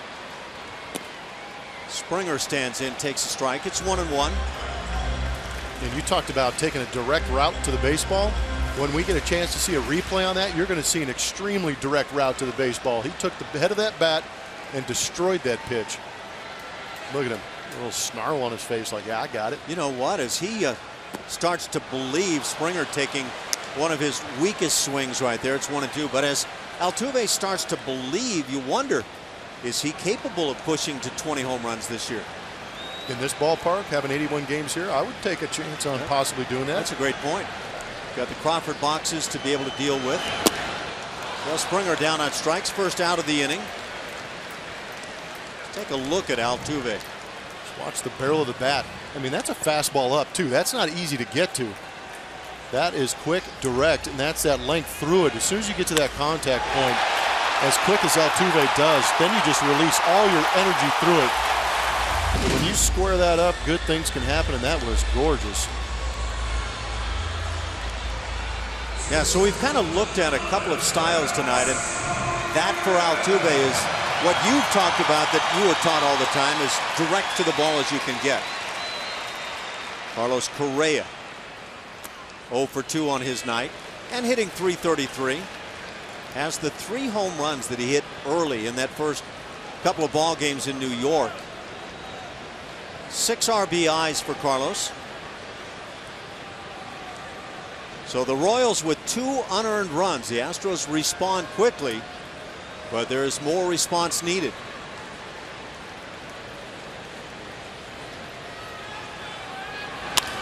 Off the fist, hit to left field.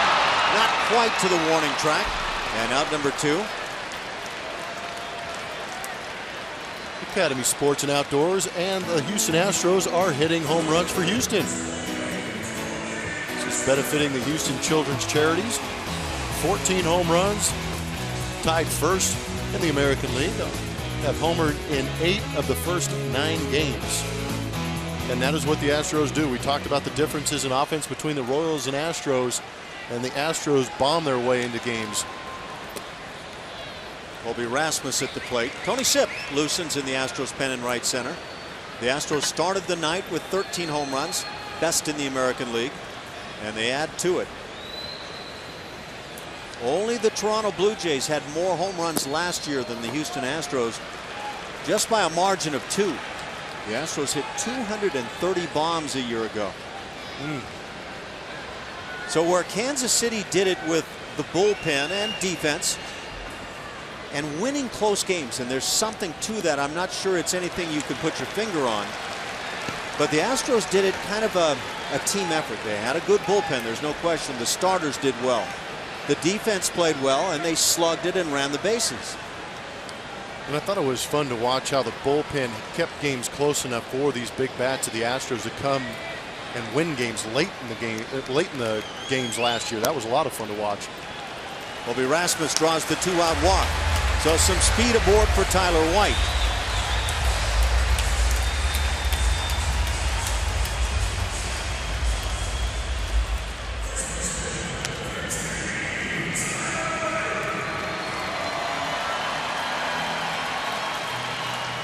Tyler White has had a quiet night tonight. 0 for 2, is grounded out and struck out. And the Astros could use one of those big swings right now. That home run by Altuve, first Astros hit since Preston Tucker led off the second inning with a single.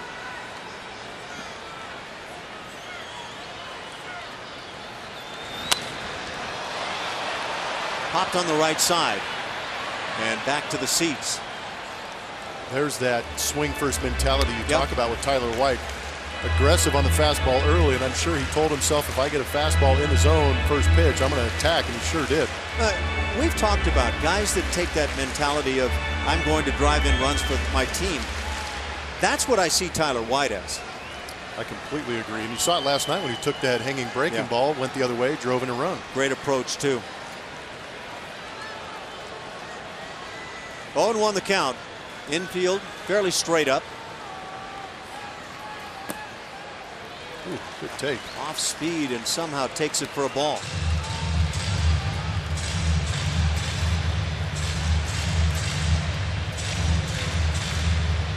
You can see the hands back, ready to go. Nope.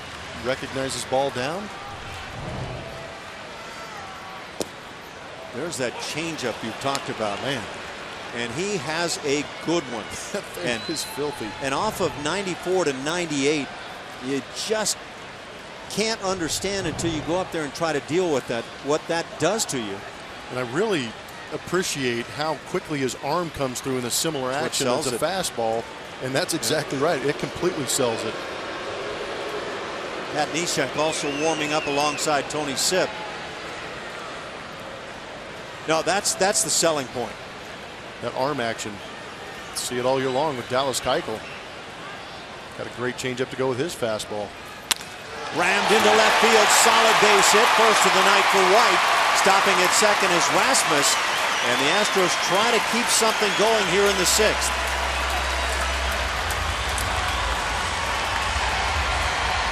This guy's impressive. You know, you can say, well, it's a single, and that's nice. But take a look at the swing. This swing can produce anything. And that ball that's a rocket. Yep. It's no slouch of a single. That's a bullet. After getting fooled on a couple changeup, he ramps it up again and gets ready for the heater. And that really is my point. In the box score, it's a single, and that's great. But it's also that kind of swing that has a whole lot of potential. And now you've got a guy that's been swinging it very well. Preston Tucker, 1 for 2 on his night. Big swing and a miss.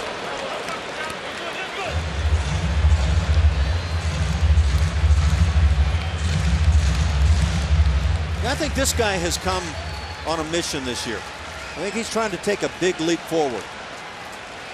You know, he might have heard a little bit of the grumblings in spring training. You know, is he going to be the 4th outfielder? Is he going to be a DH? How is he going to work into this mix? And I think you're right. He's demanding to be a part of this offensive lineup. Checks his swing and fouls it back, and now in a big hole, 0-2.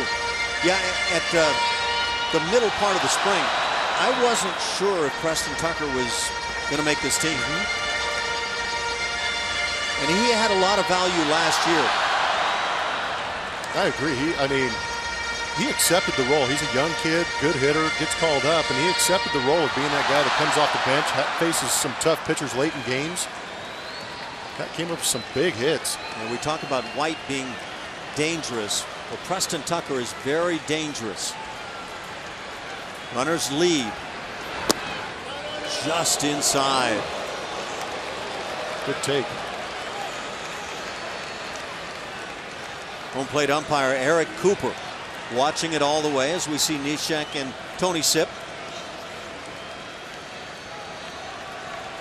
Tough and tight. Astros and Royals here in the 6th. Hit on the ground, but foul outside the bag. And Tucker was a bit fooled on that pitch. Still hit it pretty well. Yeah, we talked about being locked in early in the broadcast. We talk about it all the time up here. When guys are going good, it means their hands are in a good position to swing the bat.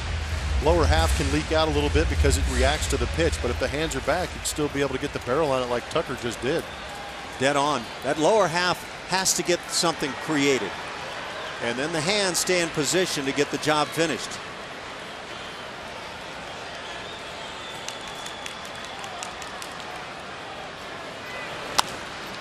Foul down the left side. And another big swing by Preston Tucker.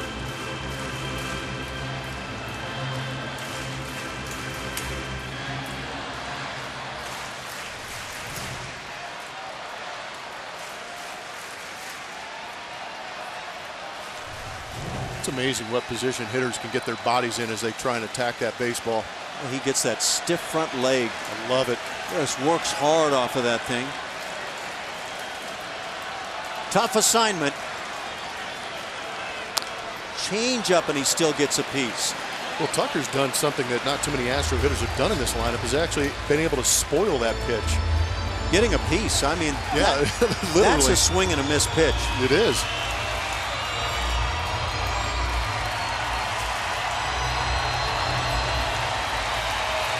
Count stays at 1-2.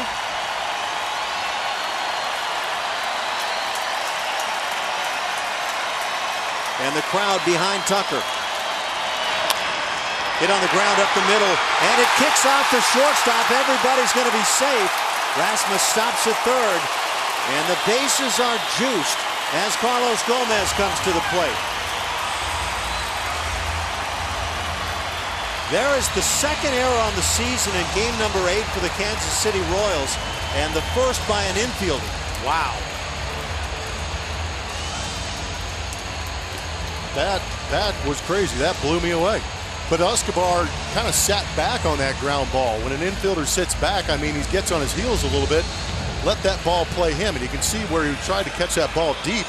As an infielder, you try and catch that ball deep. Sometimes you misread where it's going to end up, and he just flat out clanked that. That was an inning-ending ground ball. This is a tough game to succeed in as a hitter. We know percentage-wise, but for me, that was a really solid at-bat for Preston Tucker. I agree. And again, not giving in to the strikeout, putting that ball in play, letting things happen. Right-hander Luke Hochevar throwing in the pen now for Kansas City. But a big moment offensively for the Astros. Down a run, bases loaded, and 2 outs with Carlos Gomez at the plate. From the stretch, Ventura will work it.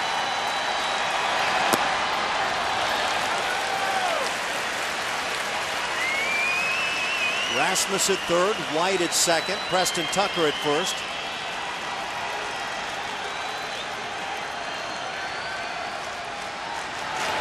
Big swing and a miss. The Astros are a good team. And Ash, both you and I know what good teams do when you give them an extra out. Well, you try to take advantage as best as possible. Yep. And I would say Carlos Gomez wanted to make this a 5-2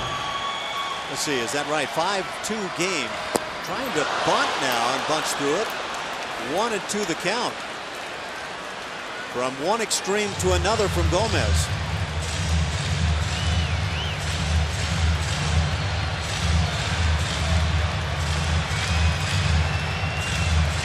the decision-making skills right now for Carlos are an issue. When you're scuffling, it happens. It does. And baseball is a crazy game because when you are scuffling, this is exactly where you find yourself sometimes. You know, you have that instant, you think, okay, what do I do here? What's my thought process? And all of a sudden you come up with that. And Colby Rasmus had to be in a panic down at third base. They won 2. Well, all it takes is a mistake from Ventura to have Carlos barrel this thing up. Change the outlook on this game, too. Change the outlook on his season also. It's also one of those moments for Carlos Gomez, if you do come through, can turn the season quickly around for you. 2-2 count. Bases juiced.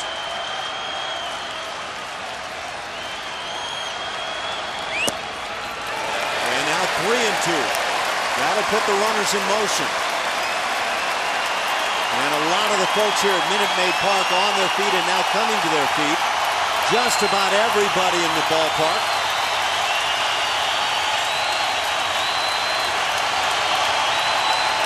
Looking for something big. Little check swing grounder right side. Infante will make the play, and that'll do it. The Astros get a run, but leave the bases loaded. And through 6 innings of play, the Royals on top, 2-1. Bill Brown coming right back to work it with Jeff Blum.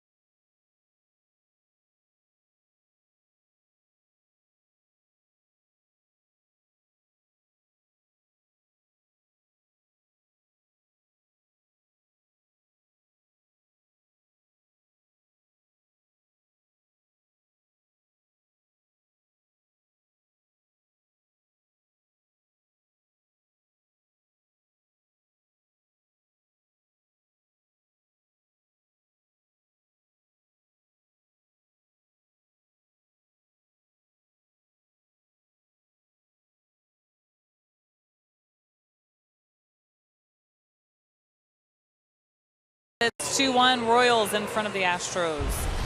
We have a winner in our Chevy Stroh poll. Earlier, we asked you to vote. We asked what will be the key to the Astros' success this season. You voted starting pitching, 56%. We'll do this every day. Check out the Root Sports SW Twitter handle. Let's go up to Brownie and Blummer. Thank you, Julia. We go to the 7th inning. You guys had quite a bit of excitement there in the 6th. Blummer, fans were into it tonight. Really did. They had their opportunity against Ventura, just weren't able to capitalize on it. Now Orlando leads it off in the 7th inning. The bullpen busy with double-barreled action for A.J. Hinch in a 2-1 game. And that's ball 1. Pat Neshek and Tony Sipp still warming up. And it's a chance for Hinch to go batter by batter here with Scott Feldman. Scott had 89 pitches for the night. It's a good way to play it. He can get a fresh arm in if he wants, but any additional outs the starter can contribute would be helpful to the bullpen cause, not only tonight but on in to the next several days, because the Astros don't have a day off for a few more till Monday, right? Till Monday, and this month of April might be one of their tougher months, facing some tough competition throughout this month, but anytime you can push that bullpen back a little bit, it is a beautiful thing. Everybody is thankful for that. The starting pitcher enjoys it, the bullpen enjoys it, and it's especially fun for A.J. Hinch. 24,109 the paid attendance for game 3 of the home season. Swing and a miss by Orlando. Takes the count to 2-2 for Scott Feldman. Must be difficult. You know, Feldman was in the process of making what appeared to be a pretty thoughtful play, and then he threw the ball away at first. Then he had to regroup, Plummer. The inning could have really caved in worse on him. That is the hardest thing, is understanding that you're the victim of your own issues, yet you have to go out there and continue that inning and try and get out of it and minimize the damage. But he did a great job.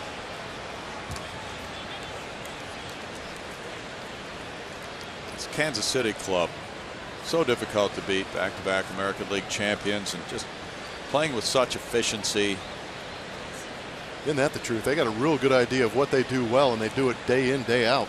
The Escobar era, really uncharacteristic of them. I almost fell out of my chair. Yeah. I couldn't believe it. Yeah, they don't give many gifts like that, do they? No. In fact, they haven't allowed an unearned run yet this year. Congratulations, Houston Rockets are in the playoffs. Good grief, they wanted to leave no doubt about it, huh? It's a tough first round draw, though, I think, right? Golden State, pretty tough. Pretty tough. One of the best records of all time, right? Yep. Foul back. Maybe Steph Curry will go into a slump. Yeah, shouldn't Steve Kerr rest him? Yeah, he should rest him. He hasn't been resting him. This will be the 8th pitch to Orlando. 6 hits for the Royals, 4 for the Astros, each club with 1 error, and each club with 6 men left on base.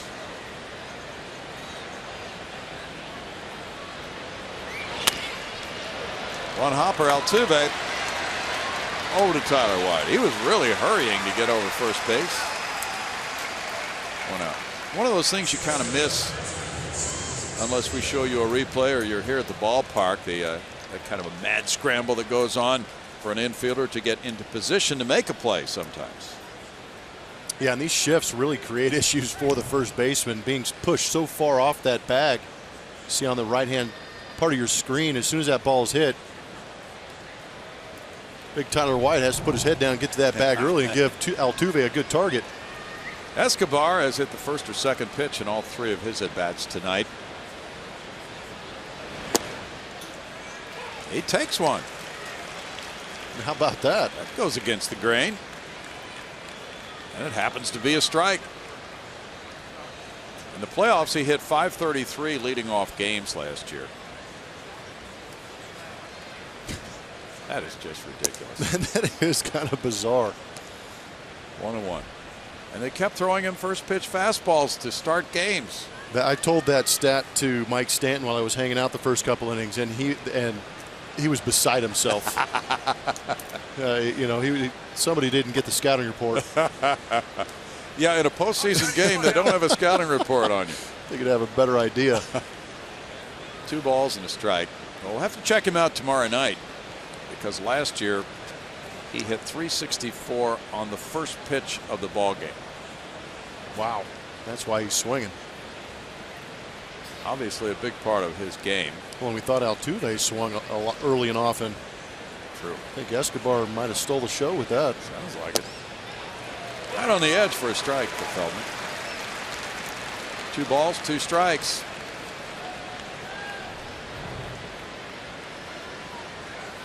Scott Feldman doing his best. Opie Otterstad on the outside corner. Hope he did a good job on those scenes. Keuchel and Correa paintings. The collage. Yeah. Boy, where do you think those guys? Those are too big to hang up in the living room, right? I don't know. Where do These you guys put keep those? playing like that. They may have a house big enough to hang it up over the mantle. Good point.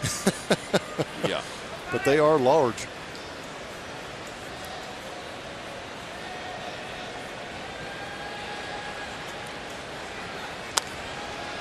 Punched over shortstop, out into left center for a looping single. Well, Escobar put the bat on a curveball, and he's aboard for the first time tonight, 1 for 4. MLB.com @bat lets you stay up to the moment on Astros baseball with Game Day, live game highlights, StatCast, news, and more. Download MLB.com @bat, the #1 app for live baseball on your phone or tablet. A.J. Hinch has called in lefty Tony Sipp to face lefty hitting Mike Moustakas with a man on and one out here in the top of the 7th. 2-1 Kansas City. Back in a moment.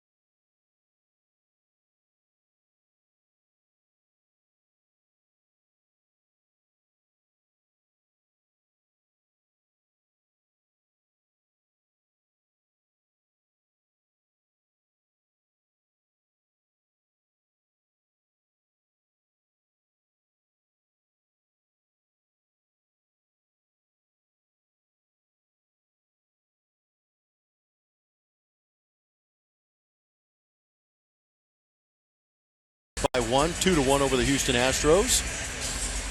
And our delivery of the game is brought to you by Jimmy John's, and it is another pitcher who rebounded from a tough start. Scott Feldman went out there and did a great job, showing great command of his cutter, good command of that sinker, and you saw a couple of breaking balls right there that led to 4 strikeouts on the evening for Scott Feldman. Gave up 2 runs, none of them earned. Kind of shot himself in the foot with a comebacker, even though he made a great play on that one right there. Had a tough time with a Kendrys Morales comebacker, led to a couple of unearned runs in that 6th inning. But still a great turnaround from his first start in Milwaukee. Now it's lefty on lefty Tony Sipp versus Mike Moustakas. Moustakas is 1 for 3. He's hit the ball to right field all 3 times tonight.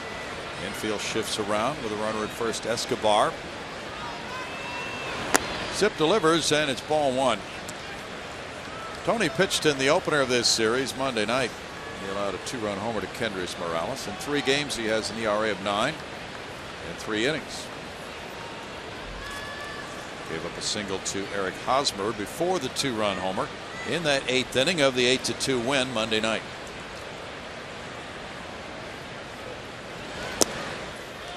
In for a strike on the breaking pitch.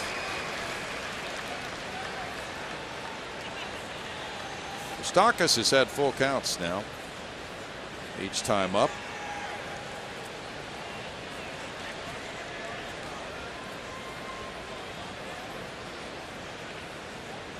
Red Sox lead the Orioles 4-2 in the top of the 9th, trying to hand Baltimore its first loss of the season. In for a strike, 1-2. There are those scenes from Opie Otterstadt. Yeah, he does such a good job. What's great about Opie is that the painting is different. He does it in his own style, but at the same time, he does a great job of recognizing the past. So I'm sure somewhere in those paintings, in the background, he'll shadow in possibly a Roger Clemens in the Cy Young for Keuchel, or Jeff Bagwell. You know, something like that. He does a great job with those. It's really unique. He does a lot of sports work. And those 2 players also were presented with trucks. Not too bad either. Take the paintings home. Might need a truck the size of that painting.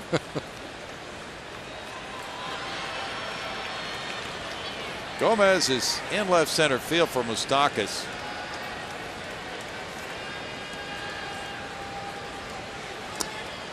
Strike 3 call, big call for the Astros. Moustakas is looking right back at Eric Cooper and mentioning more than just a few pleasantries tonight.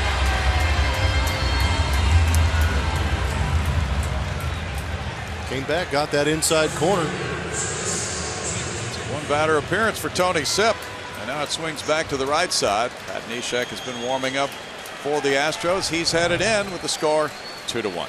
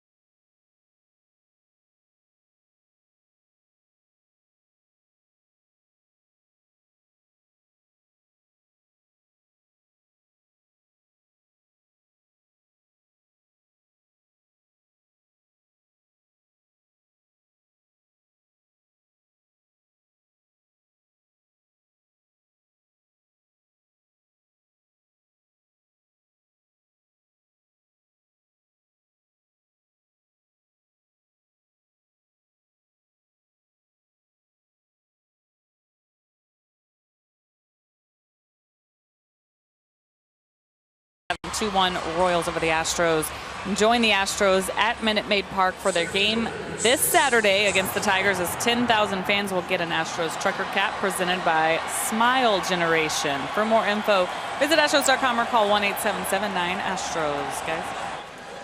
Thanks, Julia. Lorenzo Cain is the batter. Pat Neshek in the game. 2 outs and a runner at first here in the 7th inning. 2-1 Kansas City. Cain has been a part of that. He singled and scored in the 6th inning. Neshek gets strike 1. Pat last pitched in the Milwaukee series. Pitched twice in that 3-game set and once against the Yankees.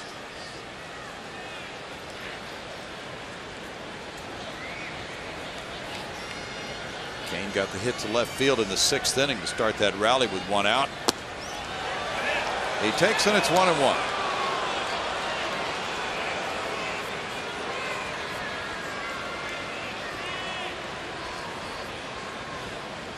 Sip just appeared for the 4th time. This is Neshek's 4th appearance. Will Harris has made 4 trips to the mound, and so has Josh Fields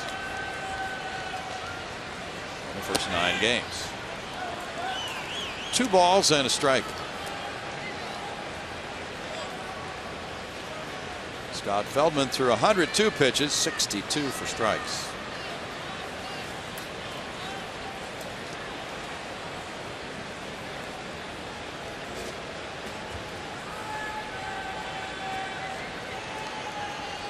Eric Hosmer's on deck.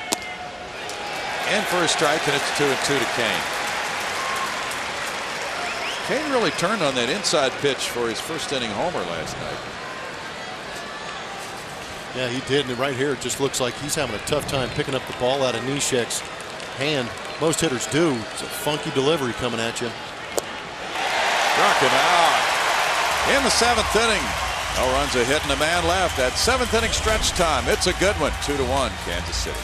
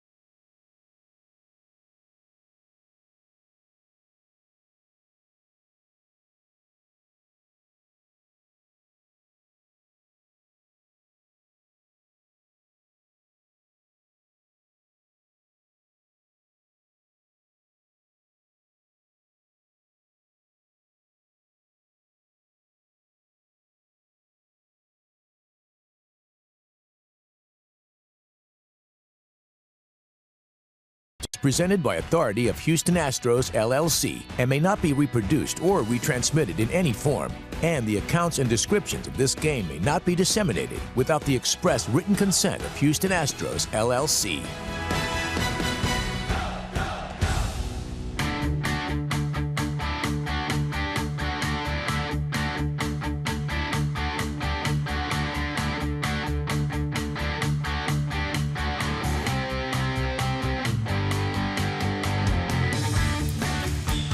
Two to one game. We go to the bottom of the 7th inning here at Minute Maid Park. The Royals about hit the Astros 7-4, each club with an error. We go to that 7th inning with the 8-9-1 hitters due up for Houston. Luke Hochevar in 5 games has no decisions with a 2.25 ERA. And Blummer, he has 15 1/3 straight scoreless innings against the Astros since 2012. The Astros are due. Hopefully by now they've figured him out, but Hochevar has been extremely nasty. Throws firm, got a good hard slider. Luis Valbuena is 0 for 1 with a walk. I think the biggest thing is that he's a year healthier after having that Tommy John, and that's about the time when guys start feeling comfortable on that mound after having that kind of surgery. He's part of a vaunted Kansas City bullpen, one of the best around.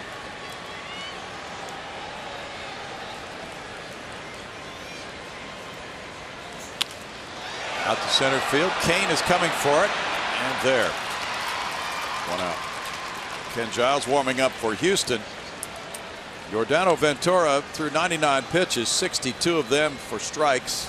In 6 innings, he allowed 4 hits, 1 run, walking 3, fanning 6. He's in line for win number 1 of the year. Jason Castro walked and he struck out looking. And I was thoroughly impressed with Ventura's ability to throw that changeup. Yes. Big pitch for him. It was a huge pitch.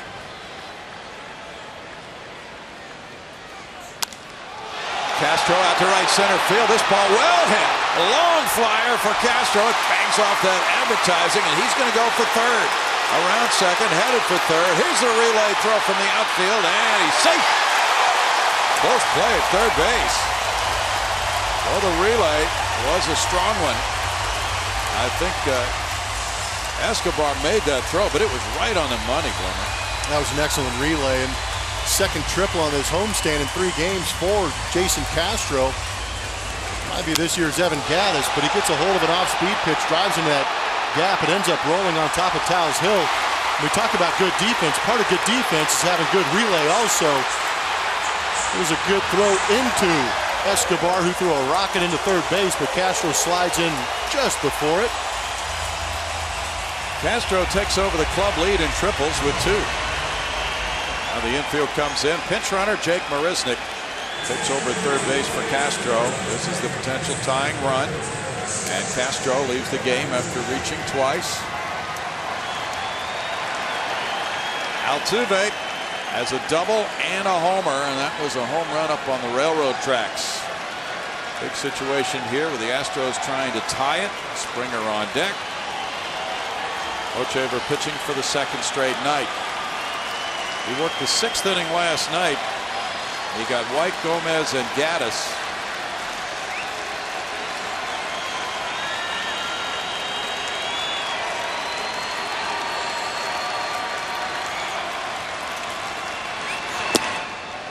Ball 1. Altuve showing that quick back in the 6th inning, taking 90 seats up around the chest. Absolutely obliterated it up onto the train tracks. I'd like to see a quick back for a base hit, tie this thing up, if not more. Altuve swings, and it's 1-1. Astros 0 for 5 with runners in scoring position. That was a hanger. Sure was. Got away with one there. Hochevar did. Hochevar threw 15 pitches in his 1 inning last night.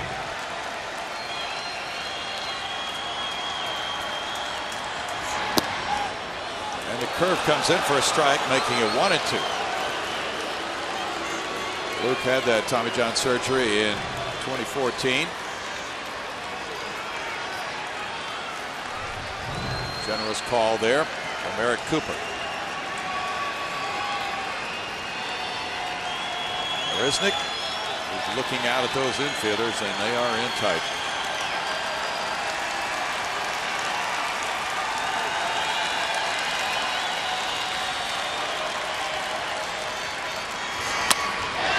Punched into left center field. The game is tied. Altuve is going for second. Here's King's throw. It's way over the second baseman, and Altuve has tied the game and gotten himself into scoring position. He just kept running hard. Marisnik scores the tying run. Saw some highlights of Vladimir Guerrero on the first opening homestand game. That was very Vladimir-esque, just running in the face of the outfielder.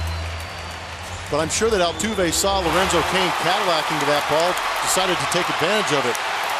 But for me, I honestly cannot believe that Hochevar threw 3 straight breaking balls to a hitter like Jose Altuve.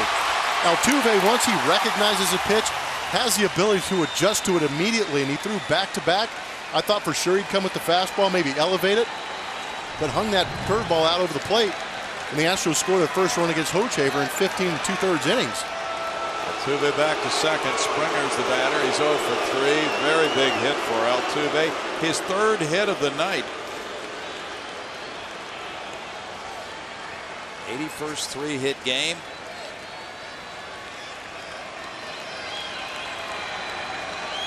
That was ruled a double, apparently. Springer with strike 1. And Altuve earlier had doubled.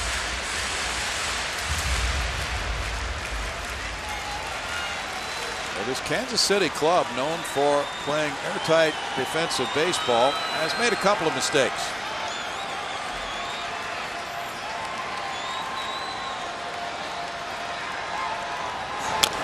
And it chops one foul.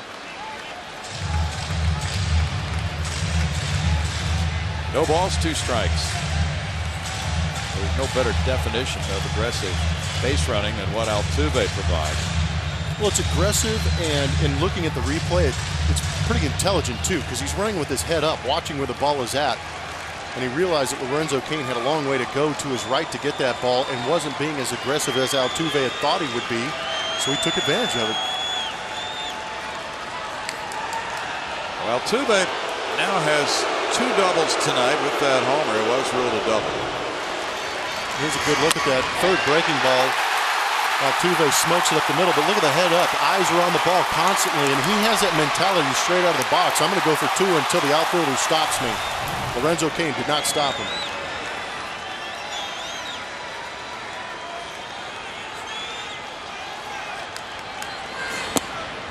That one crowded Springer, and he took it for ball 1. 1 and 2. Has hit .316 in his career against Kansas City pitching.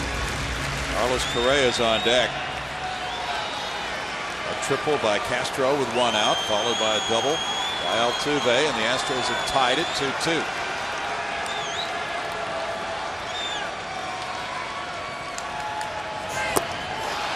And a strikeout gets the 2nd out for Hochevar. Time to check in and see how the Astros are playing to win, brought to you by Toyota Tundra. We talked about Carlos Correa in that section earlier and how he did against Yordano Ventura. He almost got him right here with that breaking ball, put a good swing on it, but a little bit of a cat and mouse game going on, and also it has to do with timing too. Correa just didn't have it tonight. Advantage Ventura, but in that ALDS game last year, it was definitely Correa's night. And now as he steps up, he's 0 for 3 in this game. Rasmus on deck.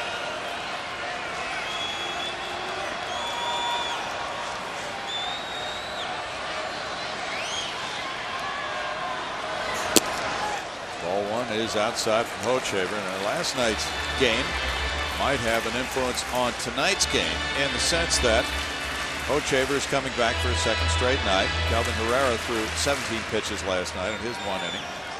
Joaquin Soria had a 17-pitch inning. And we mentioned earlier, Wade Davis threw 33 pitches in getting the save in the 3-2 Kansas City win. 1 ball, 1 strike.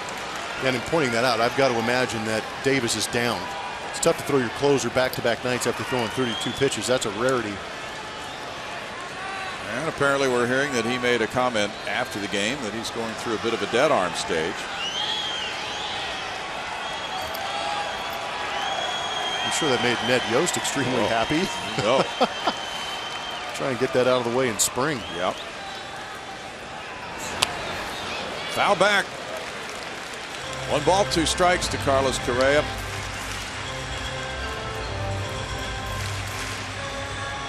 Ned Yost, by the way, presented a World Series ring to Eric Kratz. It's awesome. It's kind of cool that he got to be here to give it to him. Absolutely.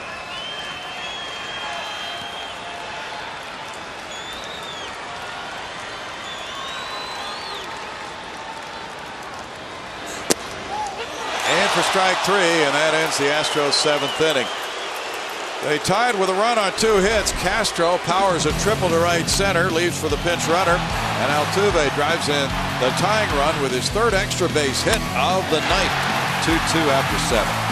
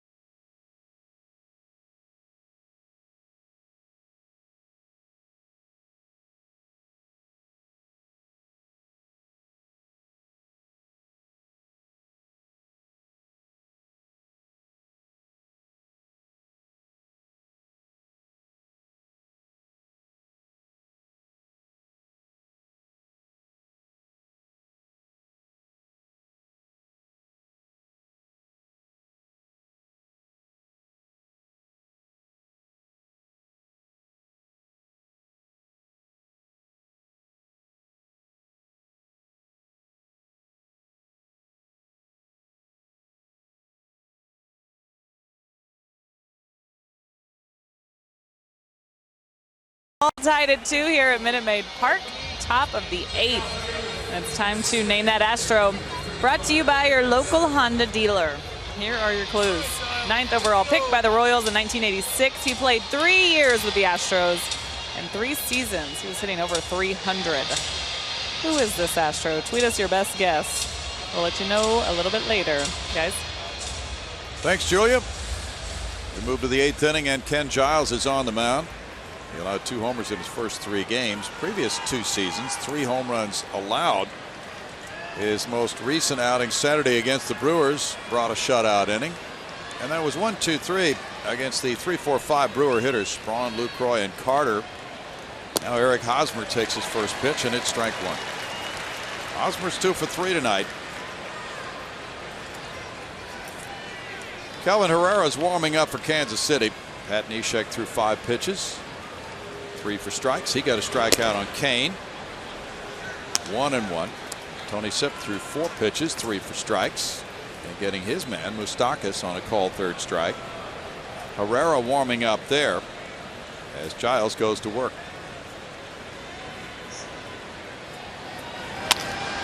Bouncer Correa. And out to Giles. Kendrys Morales makes his way to the plate. He has a double in 3 trips. Some encouragement on the first 2 fastballs we've seen from Giles. First one at 98 miles an hour, that last one at 97. Well, according to reports, he picked up velocity as the season wore on last year. Morales doubled off the left field wall in the second off Scott Feldman. He looks at ball 1. 7 hits for the Royals, 6 for the Astros, each club with 1 error. Each club has left 7.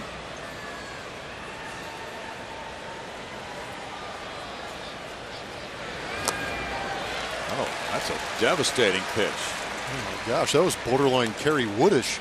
Sure was. 1-1. It's not too often you can make a big league hitter swing, but a slider like this almost hit him in the back foot. It's a big breaking slider. Yeah, tremendous location on that. Oh, there's some different wrinkle there. 1 and 2 to Morales. Might that have been a changeup? It was a changeup. Great pitch. He's really pitching. Oh, wow. Now that is a number on Morales. 2 outs. Yeah, you can work with some of that stuff, huh, Brian? It doesn't have to be the fastball. There are other weapons in the toolbox. That will bring back some memories of Brad Lidge's slider. Just a wipeout pitch down and into left-handed hitters. Eric Kratz, by the way, is in the game to do the catching now. Alex Gordon is 0 for 2 with an intentional walk. Of course, Giles has been in the National League with the Phillies, so Kansas City has not seen a whole lot of him. And all reports are that he throws that high-octane fastball, so a hitter goes to the plate looking for that stuff, and he can be fooled sometimes, huh? Well, it just changes your mindset as a hitter. I'm going to sit on 100 miles an hour, and then the guy throws you a slider for a strike. Okay, that's 2 pitches, so you got a 50-50 chance. But if that actually is a changeup that he's whipping in there, I mean, that changes the whole ball game right there. 1-1 to Gordon. Gordon 0 for 2 with an intentional walk.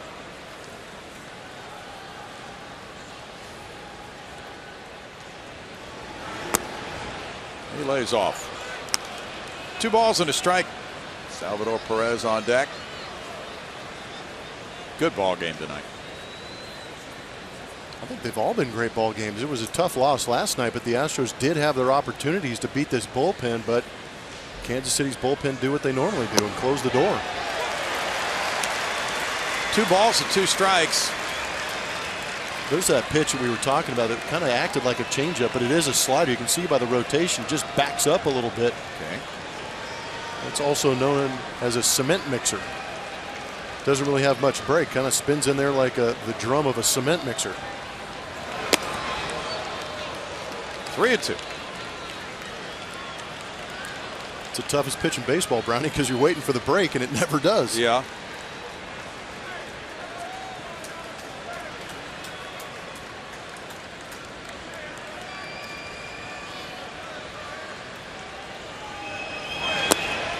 Oh, was that close? How did he lay off that pitch? 2-out walk to Gordon.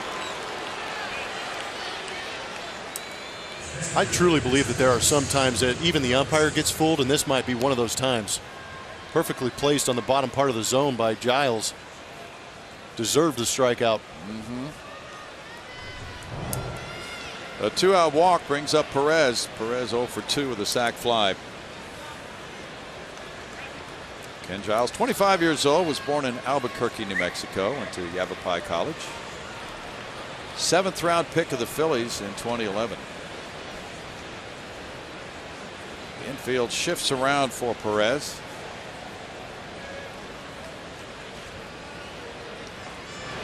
Phillies traded Jonathan Papelbon, who was their closer. Giles moved into that closing spot last year, and he wound up with an ERA of 1.80 for 69 appearances, saving 15 of 20.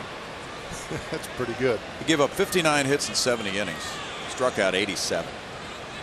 Goodness. And we had heard all about the fastball.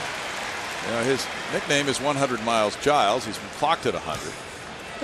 But we've seen that statistically his slider is actually tougher to hit. And it's proving to be a devastating pitch here tonight.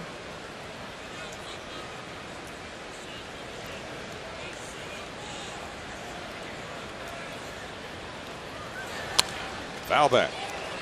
0-2 to Perez.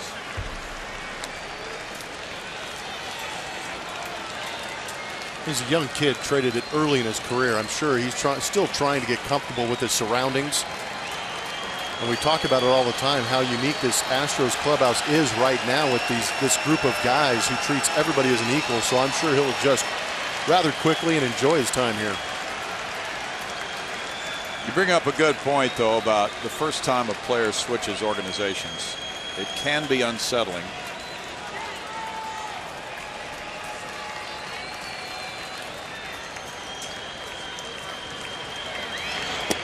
Yeah, I would think this Houston clubhouse makes it as easy a transition as is possible in baseball.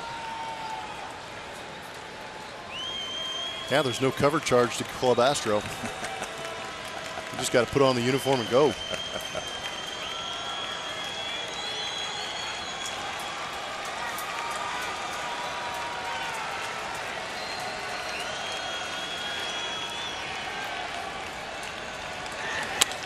Fly ball out to left. Rasmus watches it go, and that one is going to reach the seats for a 2-run go-ahead homer. 4-2 Kansas City. Perez hitting #1 of the season. And he's had a 3 RBI game.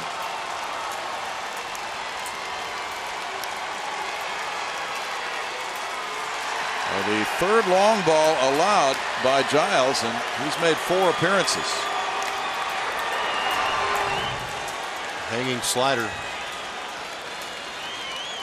Just didn't have that late bite on it that we have seen in this game thus far. This one left out over the plate.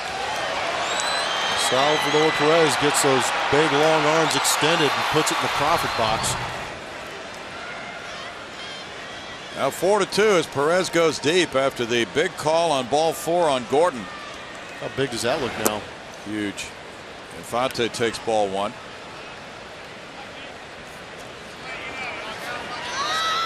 Homer was measured at 367 feet.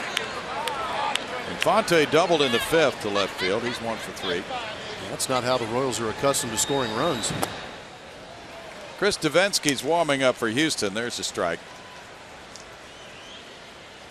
No, it's been an uncharacteristic series. They had scored all 5 runs in the first 2 games on homers, and now they get 2 more here. High percentage of their runs have scored on the long ball. 1-2.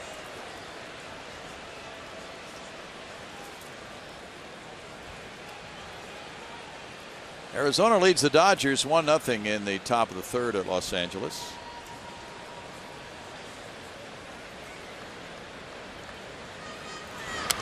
Have you seen those new Diamondback road uniforms? Those things are terrible. Come on. Yeah. Can't wait to give Goldschmidt a little bit of a ragging. Yeah, that game was on the other day, and I honestly could not figure out who it was to begin with. And then once I did, I couldn't figure out names on the back either. Swing and a miss for a strikeout. Kratz with the throw to first base. And in the 8th inning, Kansas City gets 2 runs on 1 hit. Perez with a go-ahead 2-run homer. Now the Astros try to answer with Rasmus, White, and Tucker.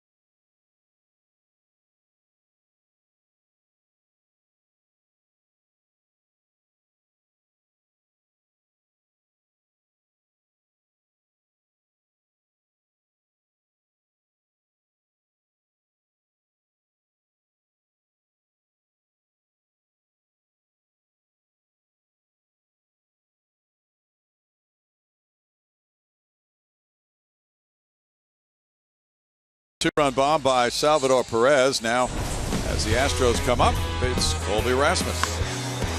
Swung the bat well to start this season, but that goes all the way back to the end of the season last year, the postseason against these Kansas City Royals, where he got some good pitches to hit. It seems to be locked in with that beard of his, helping him keep his head down, see the pitches quite nicely, and drive them deep.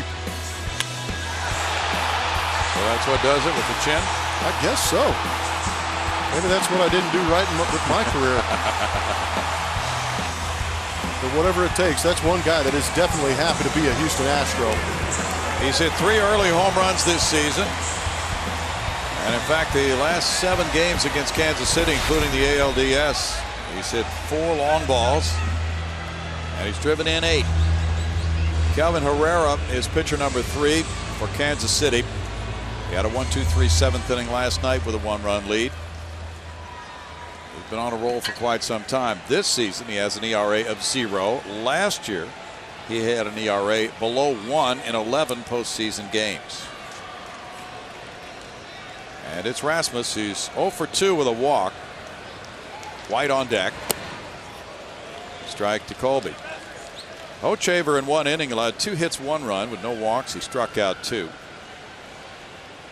And now the Royals get another chance to protect a lead. They were up 2-0. The Astros got single tallies in the 6th and 7th. Off the plate, and it's 1-1.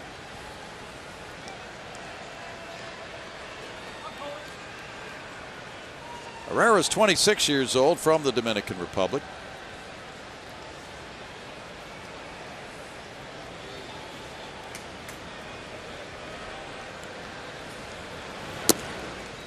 In tight to Colby. 2 balls, 1 strike. Ian Kennedy goes for the Royals tomorrow night here against Doug Fister. Start time 7:10. 6:30 for Astros pregame tomorrow night.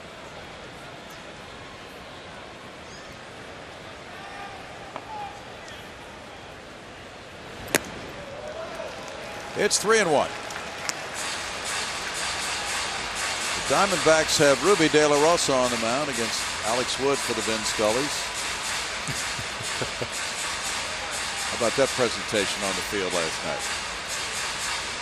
They had some firepower throwing out first pitches. Yeah, they did.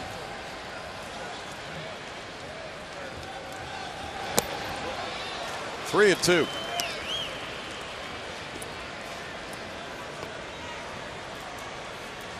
See, Colby missed too many fastballs. Wonder if Herrera's going to try and challenge him again. He hasn't had too good a command on the off speed. Probably will with a 2-run lead. Colby takes, and he has a walk.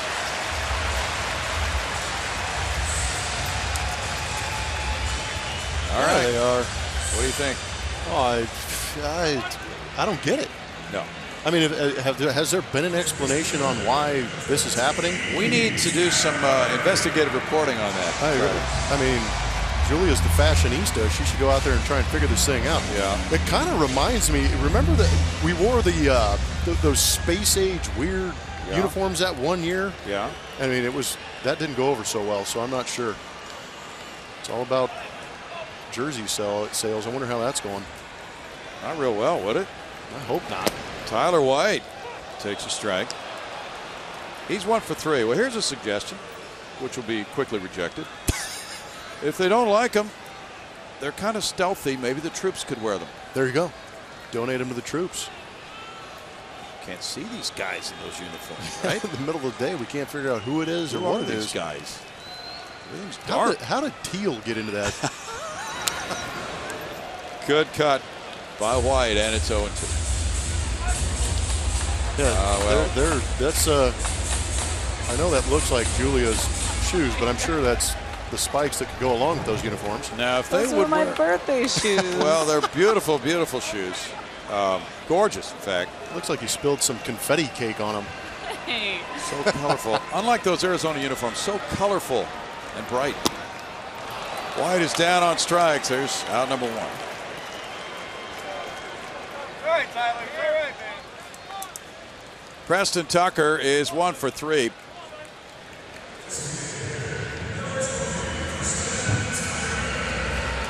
Actually, I was watching Twitter today, and their MLB has licensed special uniforms for Mother's Day. Okay. And for Father's Day, which I thought was kind of cool. That's the pink, the letters are in pink. That is nice. Baby blue on Father's Day. I thought that was pretty unique and kind of cool. Never done that, have you? Not to the uniforms. They started with the bats. Yes. Then they went to the hats. Now it's going to be a full uniform, I think. Luke Gregerson is up alongside Chris Davinsky in the Houston bullpen. 0-1 to Tucker. Gomez on deck. 1 ball, 1 strike for Herrera, who pitched 69 regular season innings. And that's always a question about teams that win the World Series, those postseason appearances for the pitchers. Yeah, that length of the season, too. You figure these postseasons now in baseball are ending right around that first week of November. Really shortens the offseason and can kind of mess with a guy's routine getting ready for the next season. Well, for instance, Herrera had 72 regular season appearances, 11 more in the postseason. Yeah, that's some serious work. 2-1 to Tucker. And you kind of have to speak to, the situations there late in the season. Those next 11 appearances are in high leverage situations every time he goes out. Excellent point. 2-2.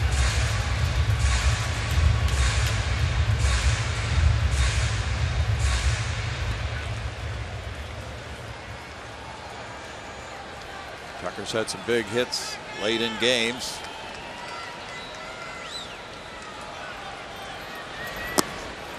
Struck him out. 2 down. And it's Gomez. He's 0 for 3.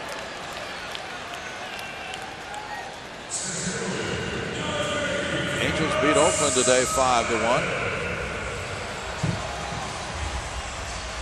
Seattle down Texas 4-2. The Rangers are 5-5 in their first 10.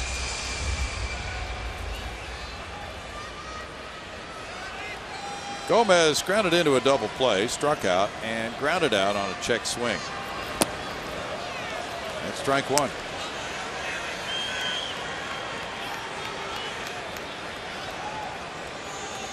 Kansas City bullpen brought the 5th best bullpen ERA in the American League into this game tonight. 3 saves and 4 chances. Escobar gets the force play to Infante. No runs, no hits, and a man left. We move to the 9th, 4-2 Kansas City.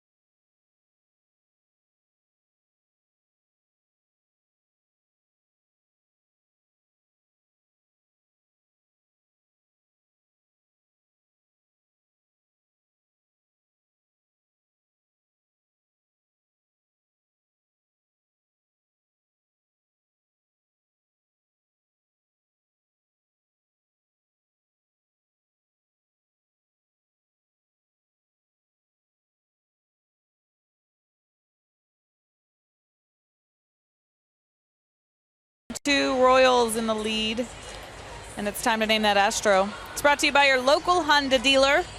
These were your clues. 9th overall pick by the Royals, played 3 seasons for the Astros and hit 300, over 300 for 3 seasons. Let's see what our guesses were here. We have a couple of Sean Berries. Is that Jeff Kent? Going off the silhouette there. No, it's not Jeff Kent. It is Sean Berry. He's an original member of the Killer Bees, wasn't he, guys? Yeah, what a great guy, too. The hitting coach, just a tremendous person. No, he was a phenomenal human. He was a great hitting coach. He was also a big part of that '94 team with the Montreal Expos, too. Oh, yeah? Yeah, He could Sean, hit. He could hit and just fit right into that whole team. He and Billy Spires were teaming up at third base. Chris Davinsky made his major league debut Friday in Milwaukee. Had 3 shutout innings last year. A Texas League All-Star. He came in the Brad Myers trade from the White Sox. And he works the 9th inning with Paulo Orlando, taking ball 1. The Astros really liked his style, as he was aggressive when he pitched that game in Milwaukee and has a tremendous changeup, Plummer. Yeah, and I liked what he did in spring training, too. I think he really turned some heads in camp. Led them getting this opportunity, but that delivery is a little unorthodox, too, falling towards that first base side and kind of firing back into the right-handed hitters. But like you said, when he has that delivery, it makes that changeup a little more effective. Look back at that Milwaukee appearance.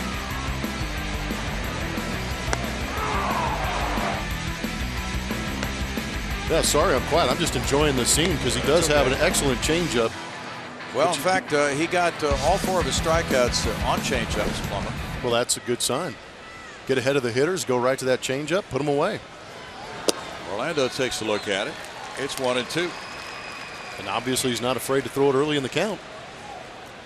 Well, when you have a weapon like that, right? Why not use it?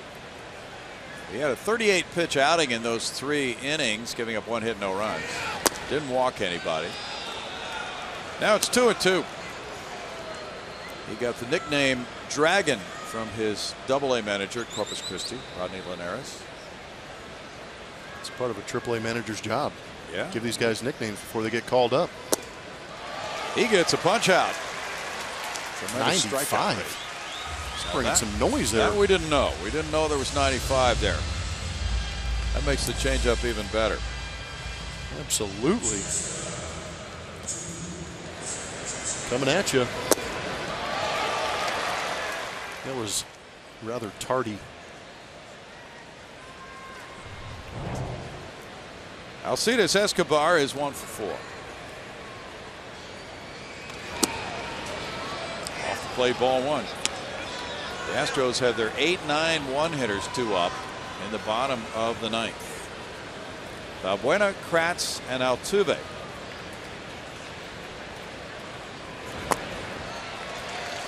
Great downward action there, and it's 1-1. Davinsky pitched at Cal State Fullerton.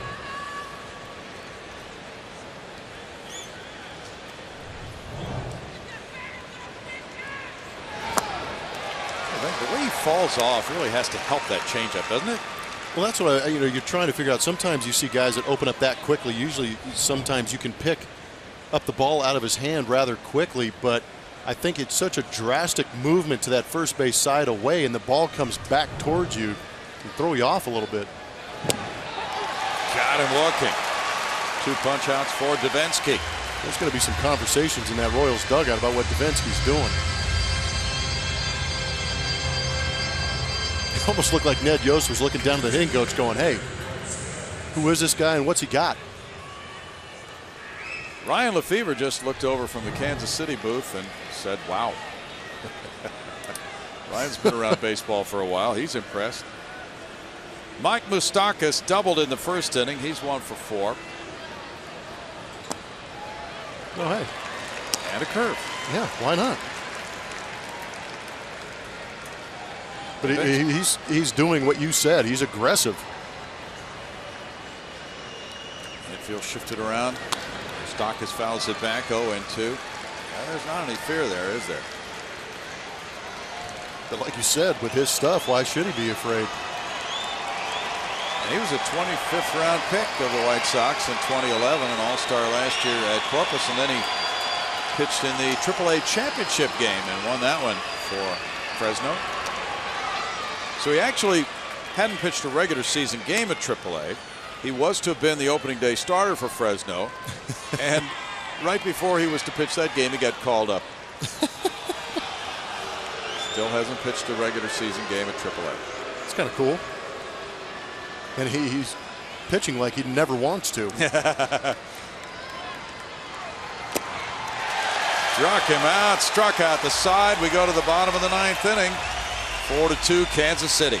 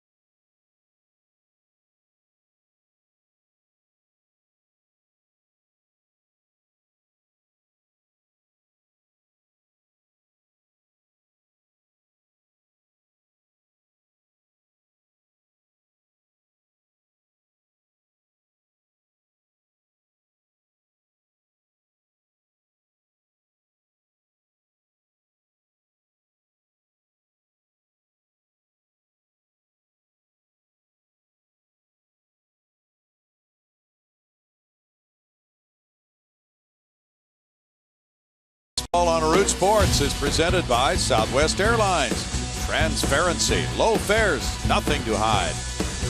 By Jack in the Box. Taste the Jumbo-licious Jumbo meal before it's gone. Only at Jack in the Box. And by Lexus, the new 2016 Lexus ES and ES Hybrid. It's next level luxury.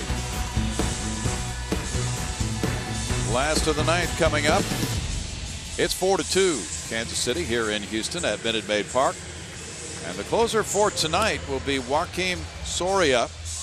He's been a setup man, but we talked earlier about the fact that Wade Davis, who closed out last night's game, threw 33 pitches. Soria gets the call. He's 1-0 with a very high ERA. But the last 13 games against the Astros, he's given up just 2 earned runs in 12 1/3 innings. But he's been a closer quite a bit of the time in his career. Yeah, and he escaped some issues he was having last night. And we were correct in assuming that Davis is not going to be in there. So Soria, with that experience, is going to be the closer this evening. See if the Astros can take advantage of not having to face Davis. Luis Valbuena takes strike 1. Evan Gattis is on deck to pinch hit for Eric Kratz. Jose Altuve due up 3rd in the inning. Soria last night threw 17 pitches. In 1 inning, allowing 1 hit and no runs. He worked the 8th inning, gave up a single to Rasmus and a walk to White. Valbuena swings and it's 0-2. Well, the Royals, the best road team in the majors the last 3 years at 134 and 110. Try to close it out here and take a 2-1 lead in this 4-game series. Last save for Soria was last August 2nd. He gets a strikeout. It was not a good looking at bat from Luis Valbuena to start this 9th inning. Good fastball. Soria's always had that good changeup. Just the velocity isn't what it used to be when he was that young closer. Still effective. Now Marwin Gonzalez will be the pinch hitter. Gattis is saved in case the Astros want to use him later, and it's Marwin. And probably Gattis would have been the choice if there had been a man on base, but now with 1 out, nobody on, it's Marwin. Yep, looking for base runners. That's why Marwin's up there. And like you said, Brownie, if there's somebody on, Gattis goes up there, 1 swing of the bat, tie this thing up. Marwin is 1 for 10. He is 1 for 2 pinch hitting. 178 career average as a pinch hitter. Moustakas is in on the grass at 3rd. Fly ball, and Kane is moving over in center field. 2 outs. Now the Royals have this backup closer, so to speak. Joakim Soria, who has 202 career saves. Not too shabby. Now it's Altuve. What a big night for Jose. A homer, 2 doubles, 2 runs batted in. George Springer on deck.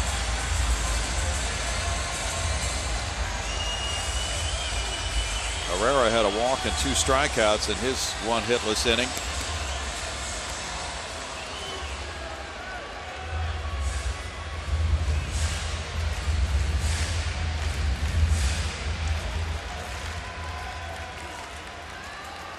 Moustakas, out of respect for the bunting ability of Altuve, but a line shot is caught by Escobar to end it. And Altuve, who had a tremendous game, hits it hard one more time, but it's caught this time. And Kansas City, after losing a 2-0 lead, comes back on a 2-run, 2-out homer on a 1-2 pitch to Perez in the 8th inning. Final score: Kansas City wins it 4-2.